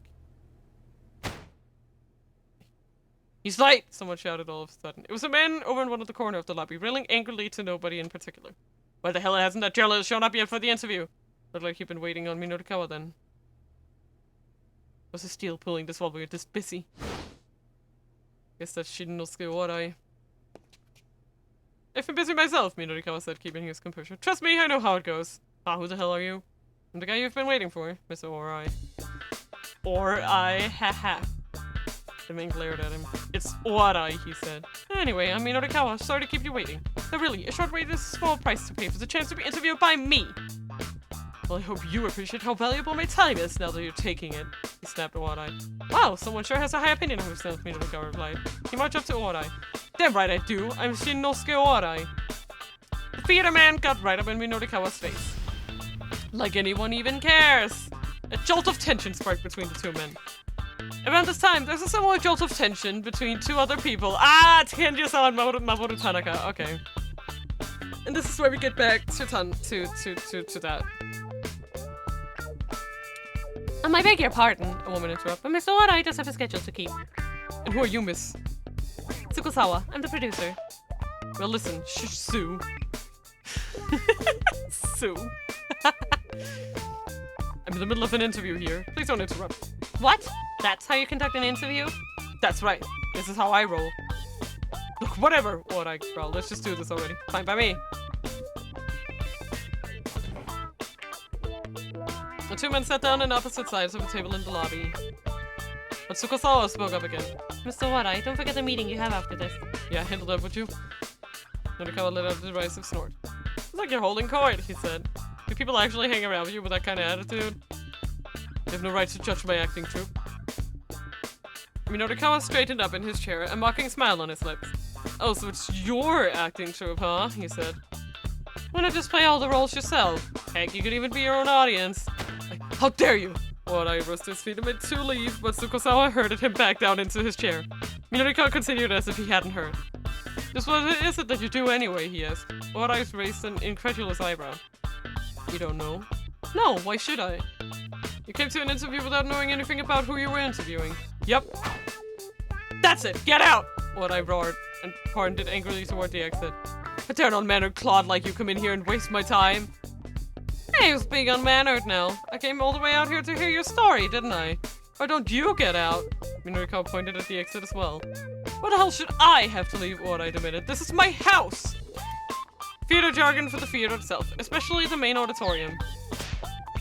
Look, just get out! This time both yelled and pointed toward the exit in unison. Tsukusawa quickly interposed herself between them, forcing a smile. Gentlemen, please, calm down, she said. Then she turned to Norikawa. You should be aware that Mr. Wadai used to be a broadcast writer. Someone who writes for television or radio programs. A great show depends not only on the actor's performances, but on the skills of the broadcast writer. He's responsible for a lot of big hits. You need to mention that, Wadai grumbled. Nonetheless, Tsukusawa rattled off the names of several shows. Norikawa did indeed recognize many of them. He murmured. So how come you're running a failing theater now? Failing? Wadai went red in the face. I'm not wrong, am I? You're absolutely the rudest person I've ever met. What would a rank amateur like yourself know about theater? Wadai's face was dark with rage. But Norikawa didn't back down. Listen, this has nothing to do with how well your theater is or isn't doing, he snapped. The television world wouldn't accept you, so in order to retain your pride as an entertainer, you started doing theater. Isn't that so? Don't act like you know anything. I've staked my entire life on the theater. It seems as though Wadai might throw a punch at any moment. Sure, a city theater might seem like a small time compared to TV, but you get a lot more of a response from it. Response? Oh, now that sounds interesting. Darn right, Wadai exclaimed. You can see it from up on stage. The audience, you can see their faces. There's passion in Wadai's voice now. You can really feel it. When the audience is enjoying themselves, you can feel that energy. You can't get that from doing television. Thinking back on it now, my time spent working on TV. Let's see, what's a good analogy? It's like being handed a towel that's already damp. No, that's not right. Okay, so a better analogy would be... And without further preamble, Wadai began talking about his tribulations back in his broadcast writer days. I can't believe it! What? I love this game! Norikawa has had a fun day. Yeah, everything happens in one day. Jesus. Norikawa smiled inwardly. I don't know, his tactic works. The interview ended promptly after 15 minutes, the time he had been promised. Both men emerged from it as if from a daze. Norikawa found himself staring Wadai in the face, shaking him by the hand. So, what kind of story did I just get? He asked, speaking half to himself. You heard about one man in his life. What? Thank you! What up, best boy? Thank you so much for the sub! Hello? What up, what up, what up, what up? I'm sorry. What up, what up? Thank you so much. Thank you so much for the soup. Oh, we're doing so well. We're doing so well right now. And, having life moments. For your information, down below you can access stream avatars and you can be a Vocaloid or Kirby. Whatever you want. I'm sorry, I don't have anything else installed. I have to admit, it was a good interview. Thanks, you have my gratitude. With a satisfied smile, Norikawa closed his notebook. Right, glad to hear that then. Wadai inclined his head, looking a bit bewildered. A flustered Tsukusawa interrupted. Mr. Norikawa, wasn't this interview for a piece about a performance? Huh? Norikawa blinked. It's just that you were only asking about Mr. Wadai, not about the performance itself, Tsukusawa said. Oh, I see what you mean. Actually, I came here for a piece that I'm going to be writing called Where Are They Now? Washed Up Broadcast Writer Showcase! Washed up? Wadai was red in the face all over again. You bastard! How dare you! Forget everything I just told you! I do not give you my permission to use it on your magazine. You're too late. What? I've already heard your whole story. You'd be grateful that I'll be writing a piece on it. You bastard! With a wild look in his eyes, I snatched up a hammer. The sage could have left nearby. Ouch! Ouch! Ouch! Wait, I don't know. Wait! Shut up! I whipped the hammer menacingly. You're welcome, homie. Thank you. I know it's you, Alex. Hello. Thank you. Favorite gay. Your favorite gay here. Hello. Thank you. I appreciate it. Very thankful. Big thank you. Menacing hammer waves. Woo! Sorry. But the attack came to a sudden halt as the ringtone startled him out of his fury. Hold on a moment, Minorikawa said brightly. I have to take this. He whipped out his cell phone. Hello, Minorikawa speaking. This is Sawa. Wow, he called back a lot sooner than Minorikawa had expected. Have your daughters come home then? No. Actually, there's a favor I'd like to ask you. A favor? Minorikawa thought back to his visit to the Osawa residence. The drawn curtains, the stricken look on Osawa's face. Minorikawa's instincts had sensed something significant going on. Apparently, getting the full story wasn't gonna come without some cost. Also, just so you know, Alex, just so you know, my 1-year anniversary is on Wednesday the 16th of February. Woo! And I'm gonna have a hype stream, just so you know. A favor, huh? Is it something urgent? I'll pay whatever I have to. I just need you to look into something as quickly as possible. His voice had the telltale desperation of a man who'd been backed into a corner. Alright, Minorikawa said. I can help you out for a little while. So I hurriedly explained what he was after. The request was a strange one. He wanted Minorikawa to look into a scandalous article that 4-star journal gossip had run about him in the past. What makes this so important? Do I have to say? I mean, you're asking me to look into something without explaining anything. He eyed Oarai, lurking nearby with obvious irritation and a hammer in his hands! Ready to strike! Minorikawa would need to calm down the erstwhile broadcast writer, or else his interview really would be for naught. He decided to bluff both men at the same time. Let me just say one thing, he said to the phone. He made sure he spoke loud and clear so that Oarai would overhear. I want to tell the world this story. No, I need to tell it. If I don't feel that way about something, no amount of money in the world will get me to write an article on it. That's my pride as a writer at work. Well, okay, good job. Minorikawa could see Oarai's aura of rage fading as he listened. The theater man looked surprised. Phew. Meanwhile, Osawa had decided to open up a bit. I don't know why I accentuated it like that. Alright, he said. I can't share all the details, but... Okay, he's in a talkative mood now. Good job, Minorikawa. See, this is going fine. The powers of interviews. Max! Hello! Look at you, little blue curps. Oh my god, you're so cute. You're so cute. You're so cute. I'm sorry. I'm just looking at your avatars being all like, look at you. You can look at you, look guys. This is sweet. Osawa continued. Okay, the power of balance of the entire world might be at stake here. Osawa continued. And I mean that quite literally. I can tell you more after you're done investigating. Wait, was he serious? I'm so happy to have you, Max. Mwah. Thank you so much for coming by. How could the world's balance of power hinge on looking into some alleged marital affair? It was so absurd that Minorikawa had to fight the urge to burst out laughing. A person would need to be out of his mind to believe a story like that. But Minorikawa was out of his mind! And sometimes the truth was so ridiculous, it really was stranger than fiction. Osawa wasn't lying. Minorikawa's instinct told him that much. Alright, he said. I'll check the editing department's notes from back then. Minorikawa felt his excitement building. Things were really getting interesting. At the moment, he nearly forgot Toyama in his trouble. Don't! He's gonna die! Please don't! Please don't forget! When he ended the call, Oarai approached him and extended his hand. Listen, your methods might be a little extreme, but I can tell you take pride in your work. Been sleepy whole day, glad I was able to be here in time. Aww.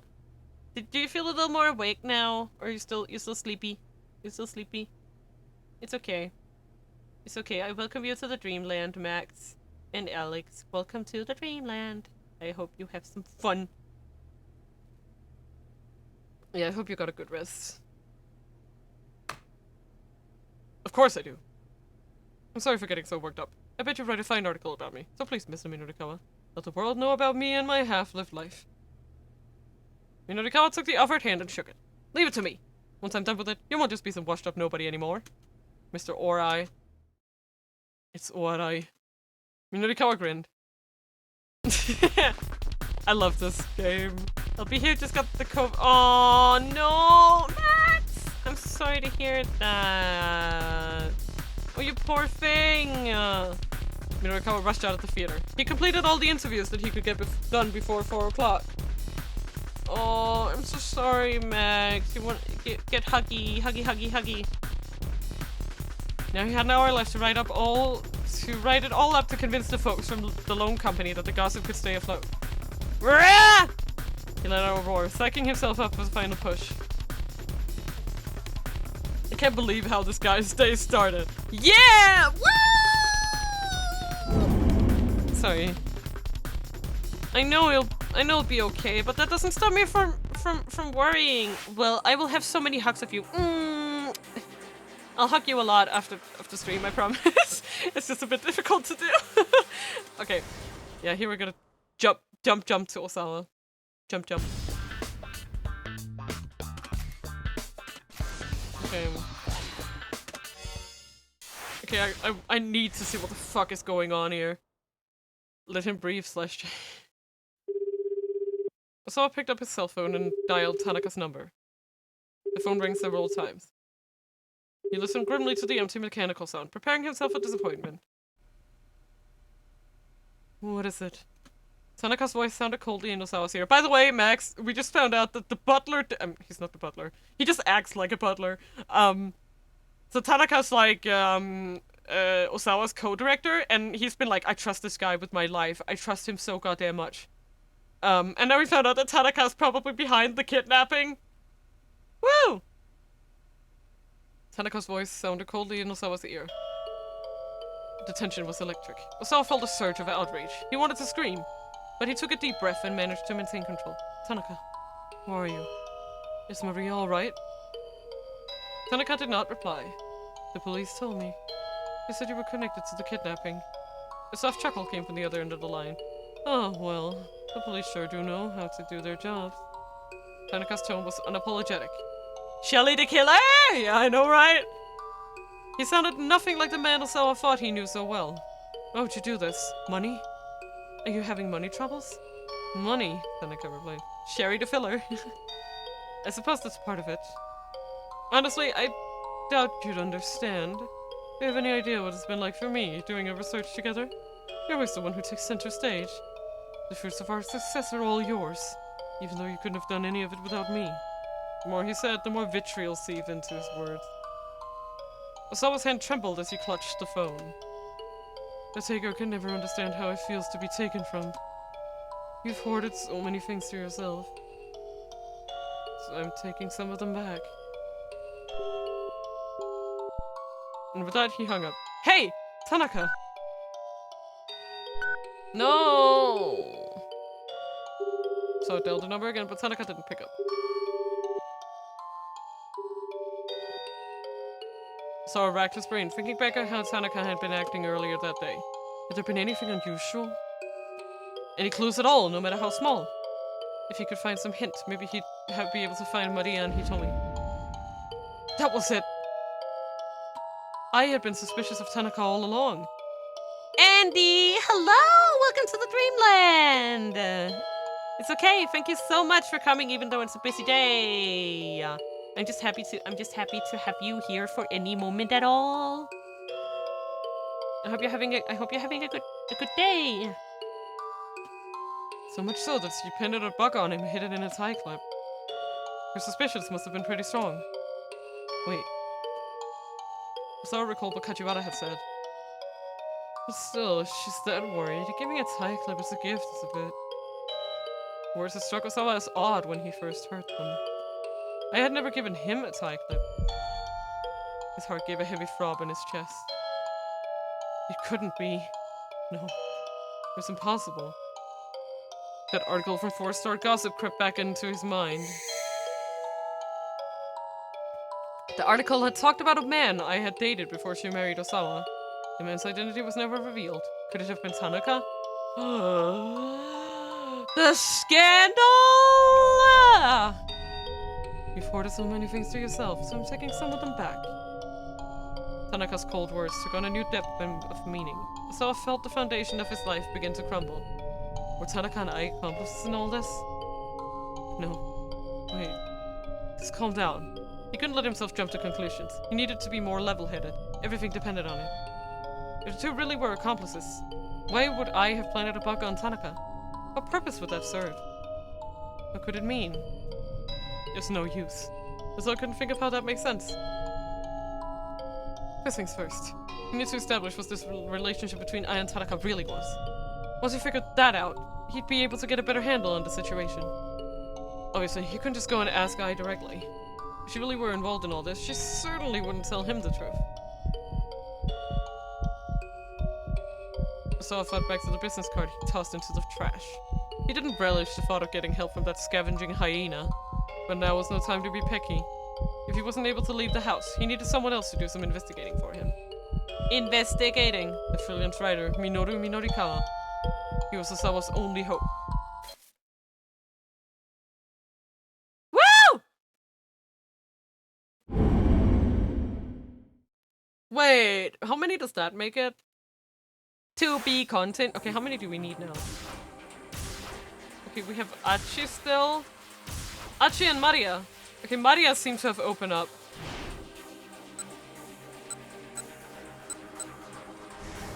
Yeah, we are. It's getting wild up in here. Wow. Not good. Bye! Alright, because... Atamoira, please! I can still hear him taunt prophetically as they scurry away. We didn't get to mention the transparent scratch cards, but I made for the best. I've totally forgot that this is where we were. Yeah, I really ought to develop a proper work ethic. Also, we found out that the girl inside the Tama costume was actually the abducted sister, Maria, and she's just out and about. Bro. The third floor is packed with young girls. I spot a shirt that catches my eye and head to the fitting room to try it on. There, I realize there's something in my pocket. Something I must have been carrying around for a while. Wait, is that... Wait, that's Stanley. It's a photo. A photo of a white man. That's Stanley! Who's this guy? I can't quite tell if I recognize him or not. Amid all the tea! I know, Max. You're like at the peak. This man. Huh? Dangerous. I hear someone's voice inside my head.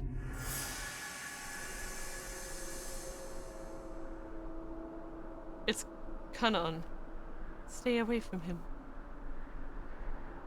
Flashes of a memory flicker in my mind. I see a girl standing before me. I can't quite recall her face, but I get the impression that she's someone very important. She speaks to me. Yeah, it's Kanan.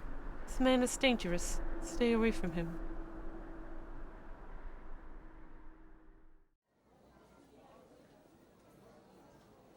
That's all. Then I snap back to my senses. It feels like I was right on the cusp of remembering something critical. At any rate, it seems that there's some connection between me and the man in the photo. Try as I might, though, I can't recall anything more than that.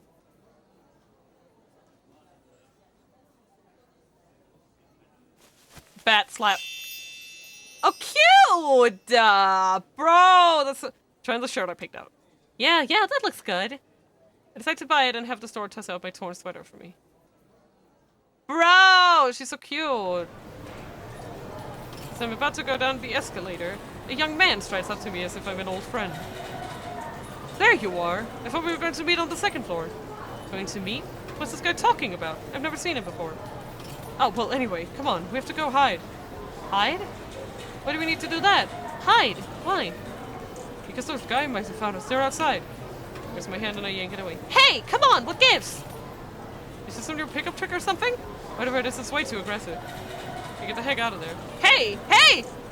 I keep shouting, but I ignore him and try to slip away in the crowd. When I look back though, I see that he's still following me.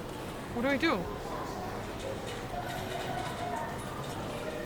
I actually have no idea. Let's... Now maybe I should head to another floor. Let's see what happens. I heard someone at the bank of elevators.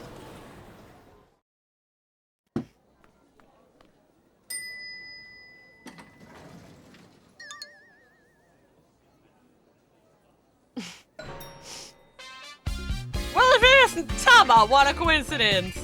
What a coinky dink! It's Yanagashita again. Hi ho! I tried to walk on by like I didn't notice him, but it's already too late. Oh, yeah, where'd your boyfriend go? Boyfriend?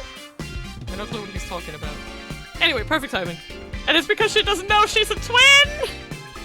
Anyway, perfect timing. Can I give her back that magazine? Nothing you're saying is making any sense. Appeared him in confusion. Once again, Yanagashita looks like he might start to cry. Don't say to me like this. I did give it to you, right? No, you didn't give me anything. I get it. You wanted that 100,000 yen all to yourself, so now you're playing dumb, is that it? No, I honestly have no idea what this is all about. By now he's all worked up and getting red in the face. Look, he might have amnesia, but doesn't excuse ain't gotta fly with me. Amnesia has nothing to do with it. He doesn't seem to want to believe me, no matter what I say. Come on, hurry up and just give it back! Otherwise I'm gonna start bawling here real loud. He's gonna cry? Seriously, Majide? This guy's a real piece of work. What's it gonna be? You're gonna make the girl man cry? It'll certainly be pretty embarrassing if you start sobbing now. It would. It would! But I can't exactly give him back a magazine I never had. The elevator door's open. Oh, if it isn't our little entrepreneur. We've been looking for you. I have to get going. Bye, Andy. Thank you so much for coming to the Dreamland. I hope to see you some other time. Have fun wherever you're going. Bye! Is it 2 fucks before, and there's no avoiding them this time. I saw Ozu and his underling Yutaro Sagawa, members of the Tenryu Gumi Yakuza Syndicate. Ozu is quite frightening when angry. His nickname is Ozu the Ogre, but despite his strong emotions, he is very logic-driven. Sagawa is the archetypical punk who likes to get into scuffles, but he is also a really good cook. Wow! Yipes! The men drag Mr. Yanagishita into the elevator. Save me, Tama! He grabs hold of my hand. Hey, let go of me! Wait, now I'm in the elevator too, and the doors are shutting. Now that Mr. Yanagishita sits the bolt-headed man. There's nowhere else to run. His tone is polite, but he's also pretty foreboding. Don't worry, just hold on, I can get you the money. I'm just about to get lost of it. Enough of your poppycock, snarls the young guy. Balderdash, crap tap, straight up nonsense. Taken from the Dutch poppycock, meaning stuffed. That doesn't make it okay. Now we know where it comes from. We know where it comes from now. It doesn't make it better. I really mean it this time. Please have to believe me. I can pay you 100,000 now. 100,000. You're really caring about that much, says the bold man. No, don't meet the girl. And then turn to I mean unison. He's only got something that's worth 100,000 yen. What? Sudden turns in the conversation has me all flustered. Yeah, it's from Dutch adapted by British into more English version of it. Makes sense, makes sense. Tama, please, Yanagishita says. Just hand it over. I already told you, I don't know what you're talking about. The elevator stops at the first floor and the door's open. Oh! Standing on the other side of the door is the guy I ran into earlier, Hana's father. The bald-headed man snarls. Toyama! I'll just get the next one. Hana's father bolts like a startled hare. The bald man and his cronies stare after him. That's my chance, Yanagishita hisses. He darts out of the elevator and makes a run for it. Hey, after him, shouts the bald man. After who, him or him? You stop with Toyama! The 2 fucks race after Hana's father. They've left me all by myself. I'm worried enough to think about going after them, but before too long I've lost sight of them all. For a long time I just stand there, dumbfounded, like a hurricane victim lingering in the aftermath. What a day this has been. When I finally get my wits about me, I realize I'm pretty hungry. That's right, I didn't get to eat lunch. And for the 4th floor where the restaurants are. Since I really don't want to run into Yanagishita and those other guys again, I decide to take the escalator.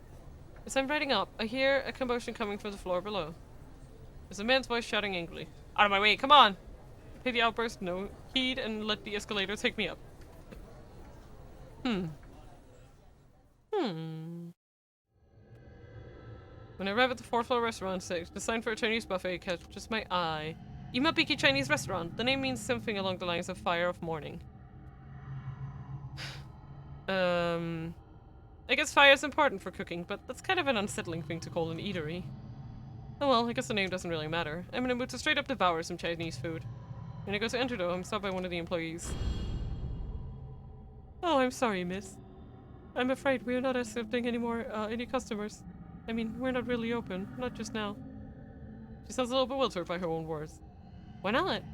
Well, you see, one of our other customers ate all our food. Someone ate an entire restaurant out of food? Is that even possible? What I'm trying to say, miss, is that we're, closed for the day. Go figure. Looks like Mr. Yanagishita's bad luck has rubbed off on me. Guess I'll have to look for another restaurant. Hold up, who's that kid? Lying idly across the seats in the waiting area at the front of the restaurant is a young girl.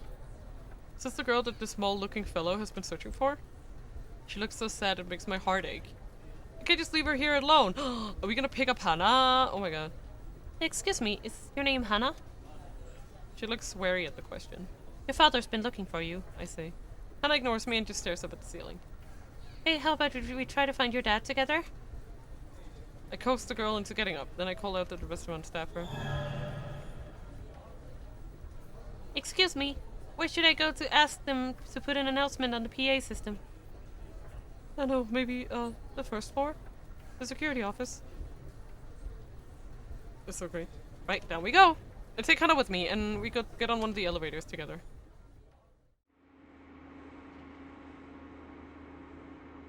Do you know my father?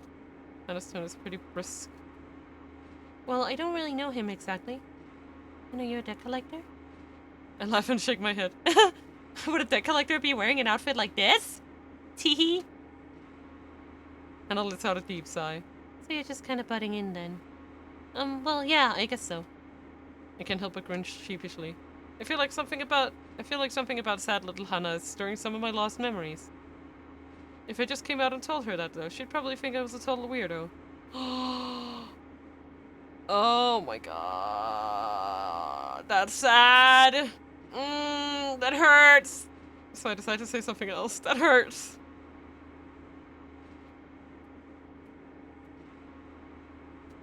Guess I'm just the sort of person who can't ignore someone in trouble. You're weird. Hana looks away from me.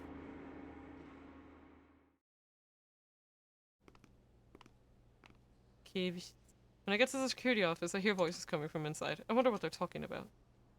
I peek in through the crack of the door and see a man with a cane speaking with a security guard. Run, run, run, run, run. How many exits are there to lead outside? There's the main entrance on the 1st floor, along with 2 side entrances. Also, there's one down to the 1st basement level and another in the 2nd basement. The security guard spoke with polite precision. I see, says the man with the cane. I need you to shutter all exits except for the main entrance right away. Understood, sir.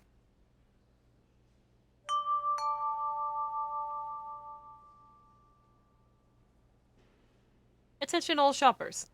The announcement comes in over the loudspeaker. Due to maintenance, all 1st floor entrances other than the main entrance have been closed. We apologize for the inconvenience. Customers wishing to leave, please use the main entrance on the 1st floor. I'm not sure what just happened, but it sounds like the main entrance is now the only way out. Come on, I say. Let's have to make an announcement for us. But when I turn around, Hana's gone. She must have run off while I was distracted. Looky here, if it ain't that little cutie again. The 2 thugs that were after Yanagishita come strolling toward me. Oh, you're a speedy one, huh? Says the bellman. Weren't you downstairs just now? Did you change your clothes too? He looks at me over, seeming impressed. Hey, hold on, let me see your face! The younger man grabs me by the wrist. You know Yanagishita, yeah? Go on and give in a quick little call for us. He gives me a sharp yank. Let go of me! Can it, girlie? Just give the man a call and we're all good. I have nothing to do with that guy. Do it now. These guys aren't even listening to me. Now I'm pretty pissed off. I said I have nothing to do with that guy! I love you! I love you, Maria! It's so hard not to love her! I whip my manhandled arm in a white arc and send the younger man flying into a stack of boxes. Kaboom! Kaboom goes the nerd!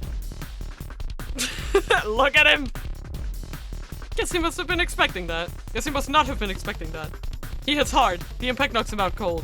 Whoa, who the heck are you? The bald man asks, his eyes wide. Shut up! I tell him. You're next. Ugh. I flash a winning grin. He gathers up his fallen friend and drags him away as fast as he can go. Okay, that was pretty strange. It was just like when I was fighting Miku. My body seems to know how to pull off all these moves instinctively. Do you think she worked at that bar? That'd be so fun! I want to know, did she work at that bar? Am I a martial artist, maybe? Oh my god, that'd be so good! Anyway, I've got to find Hana. Who knows? You gotta be so obtuse about it. Easier said than done. I wander around the building, but I don't see any sign of the girl. Maybe she went back home. Eventually, I slumped down on a bench in the corner. I wish I could go home too, I muttered to myself. Something cold presses against my neck. What? Is that what I think it is? Make a scene and I slit your throat. Oh no, it is a knife. Is this... Yeah, it's dudes. Two foreign men grab me by the arms on either side. In that moment, fragmentary memories flood through my mind.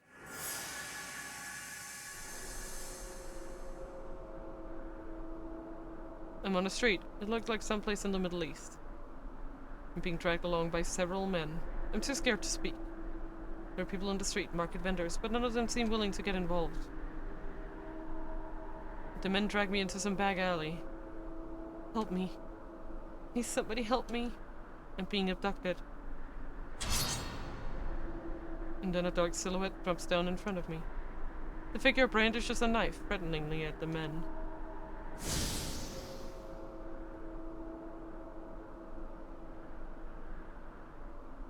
The blade moves with dazzling speed. My captors are all down in mere moments. Who is this? Who came to save me? I try my utmost to drag my memories to the surface. So that's her relationship with Kanan. It's a girl. That's right, I'm certain of that much. I don't remember her face, but it's a girl, younger than me. Oh wow. She must be quite young then. Walk faster! The angry hiss in my ear snaps me out of my flashback. It was that memory just now. I'm more concerned about the girl who saved me than I'm about the men who've captured me now. The two thugs march me along, still holding me by the arms. Can't believe she was in a place like that. Yeah, talk about giving us the runaround. I can't figure out what they're talking about. A place like what? Giving them the runaround? Do you know me? The two men look at each other. Wait, he's the other one? One of them peers closely into my face. What are you talking about? What do you mean a place like... I stop as a sudden idea comes to me. Hold on. Are you talking about that storehouse? The men look utterly confused. What are you talking about? One of them asks. I explained that I've lost my memory.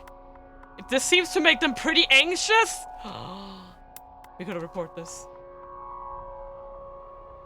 One of the men takes out his cell phone and makes a call. He informs whoever is on the other end that I've lost my memory. I have no idea what's going on. Based on what I can follow from the conversation though, it seems these were the people who had put me in that storehouse. But why had they done that? One of these guys asked if I was the other one. What could that possibly mean? Could it be?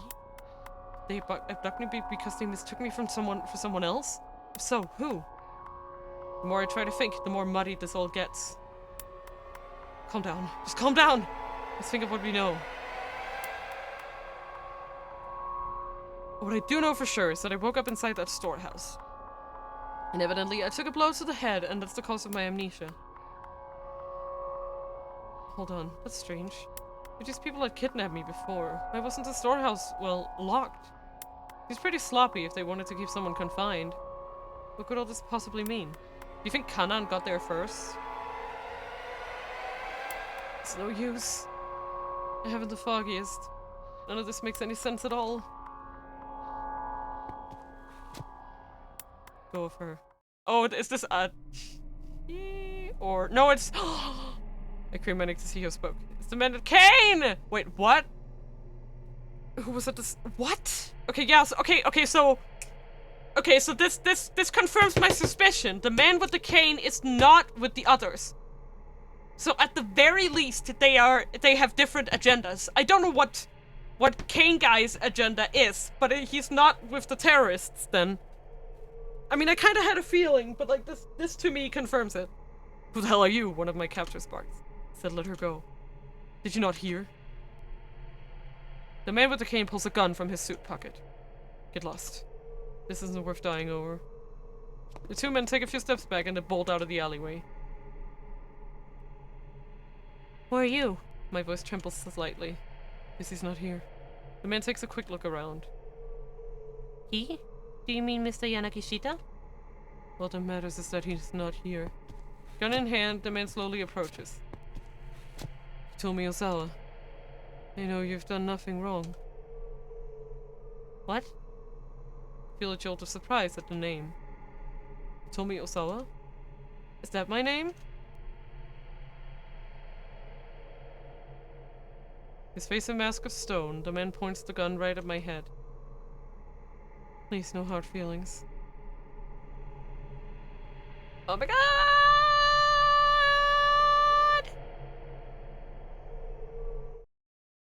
Oh shit!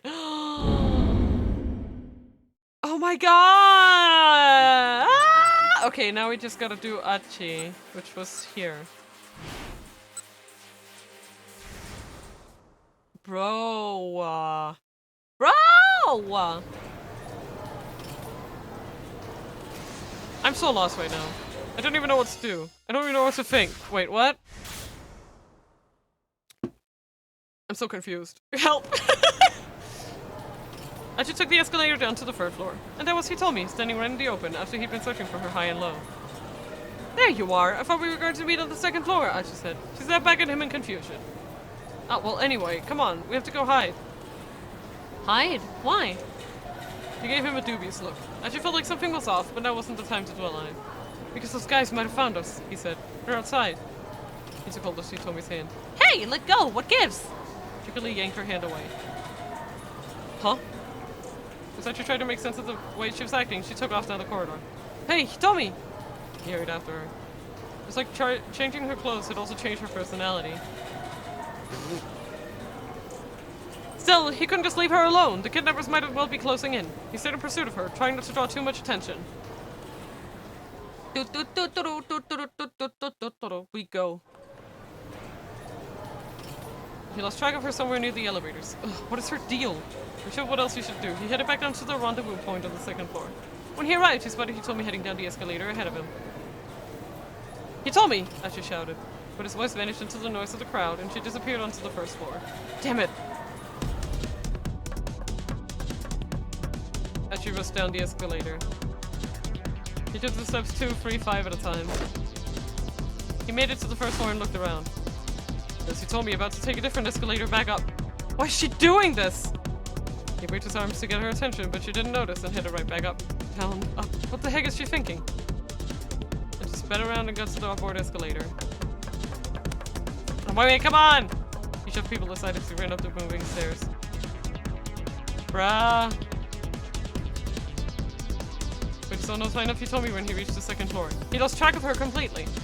Oh, come on! This is ridiculous. And his shoulders slumped. He felt exhausted, but he kept up his search, scouring one floor after another until eventually he made it down to the second basement level. Had you grown too impatient waiting for Kanan and gone off searching for the blue minivan again? I think I can handle myself from here. He thought back to what Hitomi had said earlier.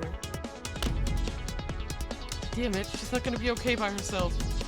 Found his fish into the wall in frustration. Please stop! That was Hitomi's voice. Hitomi!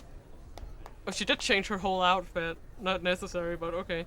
And she moved faster than he could think. Yeah, I think it's mainly their eye makeup that's done differently, and then the hair. Like, looking at her now. Achi, she called back. A pair of thugs had grabbed her by both arms. Achi stomped his way towards them. Get your hands off of her, he shouted. Oh, is it to you, pal? The older of the two, a middle-aged fellow, turned to Achi with a sneer. He looked familiar somehow. Tomi shook herself free of the men and ran over to Achi. No use trying to act tough, buddy. We're just trying to get back what we were owed. Don't make us have to get rough with you. What you're owed? Tomi, do you owe people money? No, I don't. They just came after me and started going about 2 million yen. She looked just as baffled by the situation as Achi was. If you're gonna blame someone, blame your boss, the older man said. He gestured to his lackey. A feral gleam flashed into young Punk's eyes. It was the look of a man who couldn't resist dishing out a beatdown. He brought up his fists and shifted his feet, shadowboxing a few quick jabs with his left hand. It looked to Achi like the guy was an experienced boxer. Hold on, Tomi said. What do you mean, my boss? Say what? Yanagishita, who the hell do you think? The young punk shuffled closer, his fist still menacing. Then his expression changed. Hey. Hold on. Hey, you Achi Endo. Yeah, that's right. Well, ain't that lucky, getting to throw down with you like this? The punk sounded pleased indeed. I've heard all sorts of rumors about you, you know. Let's see how true they are. Achi didn't like his chances in a straight-up fight with a trained boxer. What should he do? Run. He had to run. He reached behind himself and grabbed Hitomi by the arm. Keeping his eyes fixed on his opponent, he took a careful step back. Running away, huh? Coward. The punk was quick to close the gap Achi had just made. Achi didn't care if he was a coward or not. All he cared about was making sure Hitomi was safe. Suddenly, the elevator doors opened before them. A miserable-looking older man stood in the elevator. At the sight of him, the punk's face went red with rage. You, Toyama! Going up!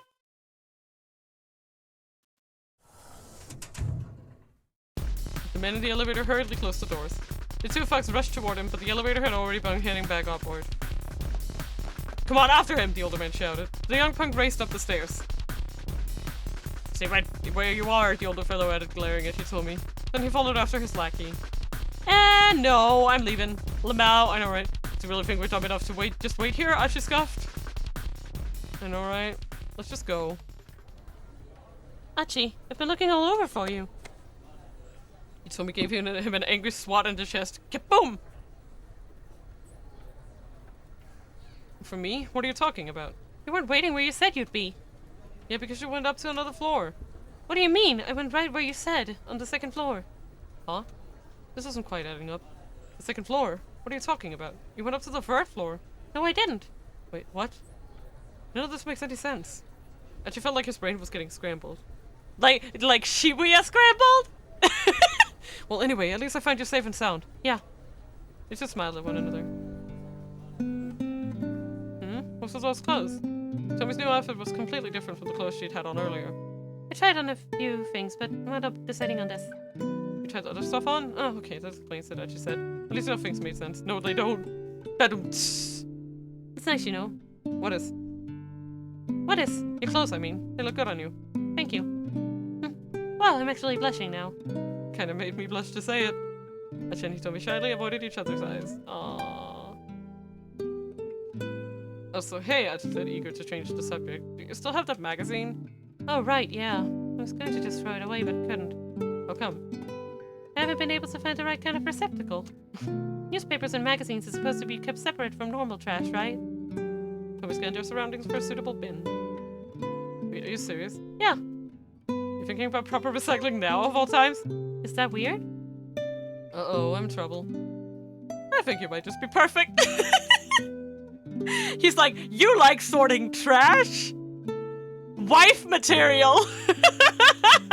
Achi found himself blushing even harder now. I love this. This is so dumb. I can't believe that's what... Tama! A sudden yell snapped out of his embarrassment. The sketchy-looking fellow who'd given her the magazine was scampering down the stairs to work. Great, Achi said, the weirdo's back. The man ignored him, though, and leaned in close to Hitomi. Ha ha ha! You do still have it! He snatched the magazine from Hitomi's hands. Yes, this one hadn't been scratched off yet! The man hunkered down on the floor and began scratching away at the scratch card, stable into the centerfold. Wait, don't let me have that! Another man came swooping out of nowhere and yanked the magazine away. It was the older fellow who'd appeared in the elevator minutes before. You can't do that, that's mine! The sketchy looking man clutched your newcomer. I'm just gonna go. Let go! No way! I said let go! And I said no way!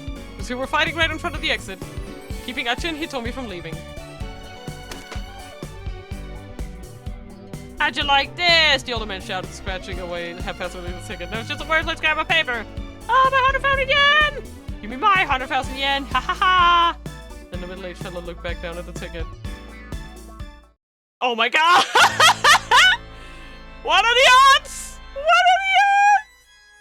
Somehow his random scratching, he'd happened to land himself a winner. Give it! No way! The two men took off, engaged in a running battle for the ticket. Let's just go. What was the deal with those two? I'm not sure. He told me he could only stand there dumbfounded. On the other hand, hey, look at the time. It's almost 3. Let's get out of here. The two headed hurriedly for the Giggle Bag entrance.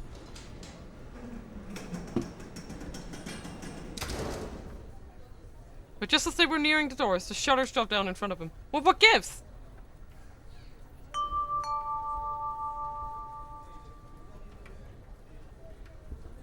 Due to maintenance, all entrances other than the main entrance on the first floor have been closed. We apologize for the inconvenience. Customers wishing to leave, please use the main entrance on the first floor. I glared at the loudspeaker. It looked like there was no exit for the bag after all. God damn it. God damn it. I've got a really bad preposition about this. You mean premonition? Tell me I gotten quicker to butt in with her corrections. Holding on to their premonitions, then, the two hurried to the way up the stairwell. They would make a good, comedy combo, I think. Those two. Oh my god! Ah! As he told me tried to head out the first floor entry, Achi yanked her back. Careful. What's the matter? It's that guy. Huh? Tommy's expression stiffened. Cane man. Slipping behind a nearby pillar, Achi pointed to the man with the cane, who was keenly eyeing shoppers as they came and went. Oh, the spites. Now we're getting up with him here. Achi. Tommy whispered in his ear. Behind us. Achi glanced back and saw the two goons walking in their direction. Uh-oh. If the two calls were seen like before, the assassin would notice them for sure. Aha! The younger pug had spotted them. Damn it, Achi thought, gritting his teeth. Eep! But the buggish pair let out a teensy squeak and then darted off in a different direction, vanishing from view. What the heck? He told me had watched them go, unsure what to make out the sudden retreat. Well, anyway, Achi said after a moment, now we can try to find another way out. Taking Hitomi by the hand, he headed back into the shopping area. I wonder what scared them off. The bag entrance on the first floor, that was a no-go. The other emergency exits were also locked down, which meant that the main entrance on the first floor really was the only choke point in or out. It was almost time for them to meet Kanan. They needed to find some way to bust out of here. The pair headed back toward the main entrance. Uh-oh. Oh no. Then they saw the man with the cane again, heading in their directions. Oh no. He hadn't seen them yet, but there was no way they'd avoid him if they didn't do something quick. Guess for now we gotta go up, Achi said to Hitomi. Yeah, let's go. We started racing up the nearest escalator, which was descending from above. We're back, coming through! Sorry, please excuse us. They fought and shoved their way past a stream of people riding in the other direction. You can see the second floor now. I should figure they'd be in the clear once they got there. But then a large woman appeared at the top of the escalator, heading down. She was the one who'd been in the Chinese restaurant on the 4th floor. The one who'd supposedly packed an entire buffet into her belly. She was wide enough that Achi and Hitomi would never be able to slip past her. Hey, out of the way! Achi shouted, but the young woman ignored him. She tried to push past, but he just bounced off of her. They were drifting inevitably back down toward the first floor. It was like they were riding a conveyor belt that was delivering them right to the assassin. Chitty, please. Chitty! This is not good. If they didn't do something soon, they'd... Wait a sec. Something must have caught the assassin's eye. Achi saw him suddenly rush outside. There was no telling what had just happened, but now there was a chance to escape. Achi and Hitomi raced out the door. Is it? Did we do it? Not yet. Okay. Almost. Outside, the man with the cane was nowhere to be seen. Looks like we're safe. Achi let out a sigh. For now, someone said. Keep your eyes open. Keep your eyes open. Oh, it's Count on again. The sudden words made the two turn with the start. Actually, now that I'm seeing her in light, she is quite young, isn't she? Wow. Hannah was standing right behind them. Nope. There we go. Like, I don't know, it's just like, I did not realize it on first blush. She is quite young, like... Wow. She moved with all the skill of an assassin, as she felt a chill shoot through. Wait, she's a spy? And she's like... She's a teenager? Wait, what? Wait, I didn't realize. Wait. What? That's a lot.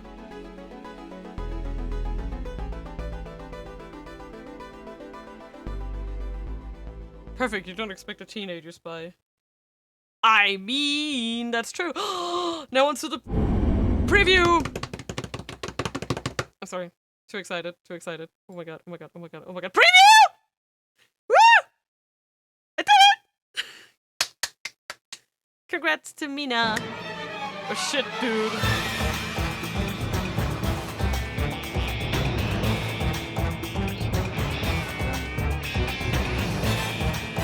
Oh shit. Mina de color!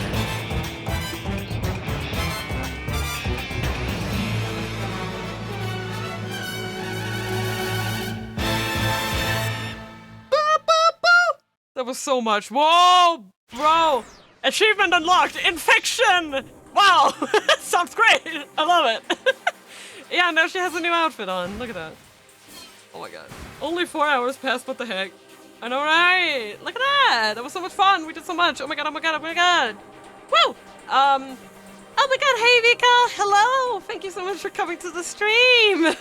I'm sorry. It's like Maria's the only one changing. I know. Hey Vika, thank you so much for coming. I know it's a little late, because we just finished. We just finished. Basically the thing we go through with this game is that we try to do like an hour of this story each stream, so that we don't lose track of what we're doing. So I think we're gonna find someone to raid. Actually.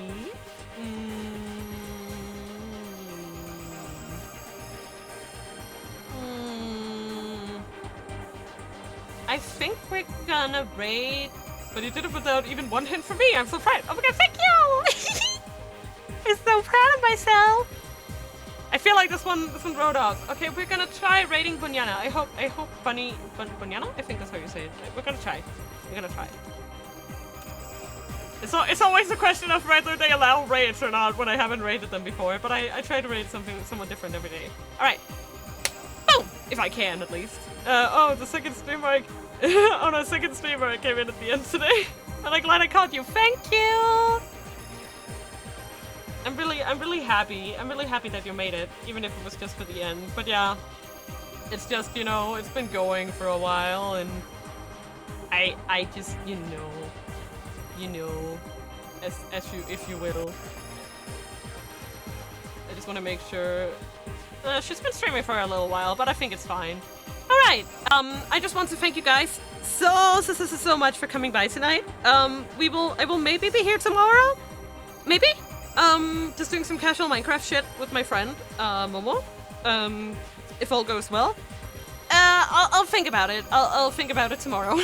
If not, I will see you guys next week, and I hope you had a nice night. Goodbye! Oyasamina!